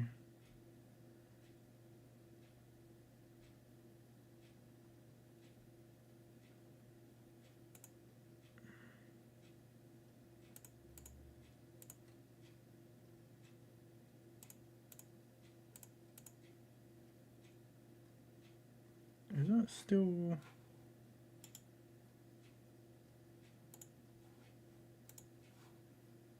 Okay. Well, I've had fun. Enough fun. I think I've been... Wow, 3 hours, 54 minutes. Is that how long it's been? Wow. Imagine playing Need for Madness for almost 4 hours. You can make a full stream out of this, hey. Either way. Playing Need for Madness is always fun. There's little me. Yeah, I should make you a little bigger. There. You look fairly grand standing up here. But aside from all that, it's been fun. I very much enjoyed streaming again, and yeah, and thank you lot for enduring what was probably a weird stream on your end. I can't hear it on my end, but I don't know how you lot were hearing it on your end. Audio issues, maybe. I hope there wasn't so much background noise when there was stuff going on back down here. I got to ramble a lot, which I really like doing because I like talking. Aside from that, I had fun. And I thank anyone who stuck around for this long, because I just wanted to play Need for Madness. I get to stream games with this scuffed setup of mine, and I think it's great. So thank you all, and good night, good night or good morning, I guess. I will be seeing you whenever. I might be. Hopefully, I'm streaming tomorrow if I play Marvel Rivals. Aside from that, I am just scouring. Okay. So I'll be saying farewell. Let me get my good night message. Sparkle, sparkle.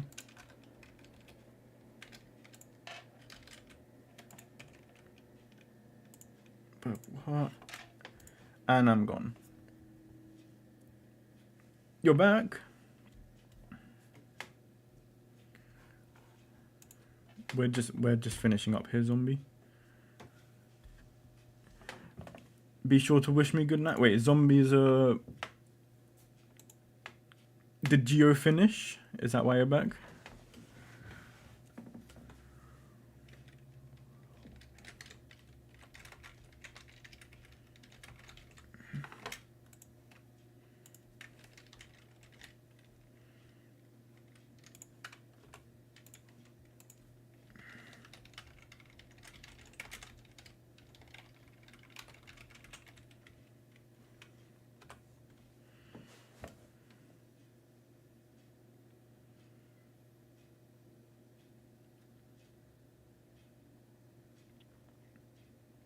He's done.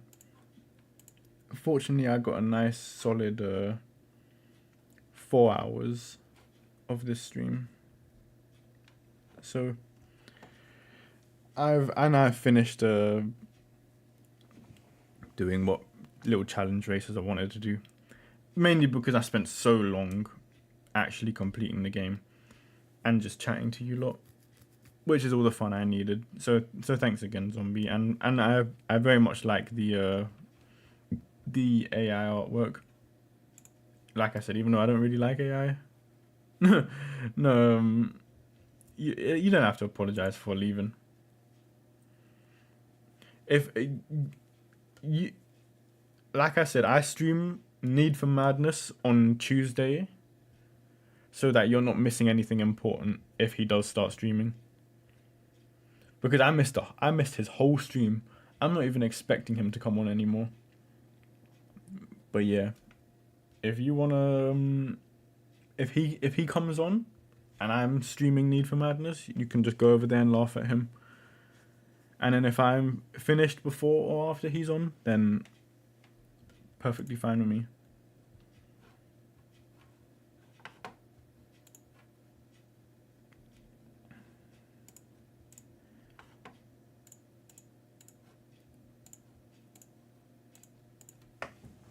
And yeah, sometime we do have to get back to chatting on Discord, even if just to say anything goofy to one another. Let me actually let it reach the 4 hour mark. This will be quite good for me.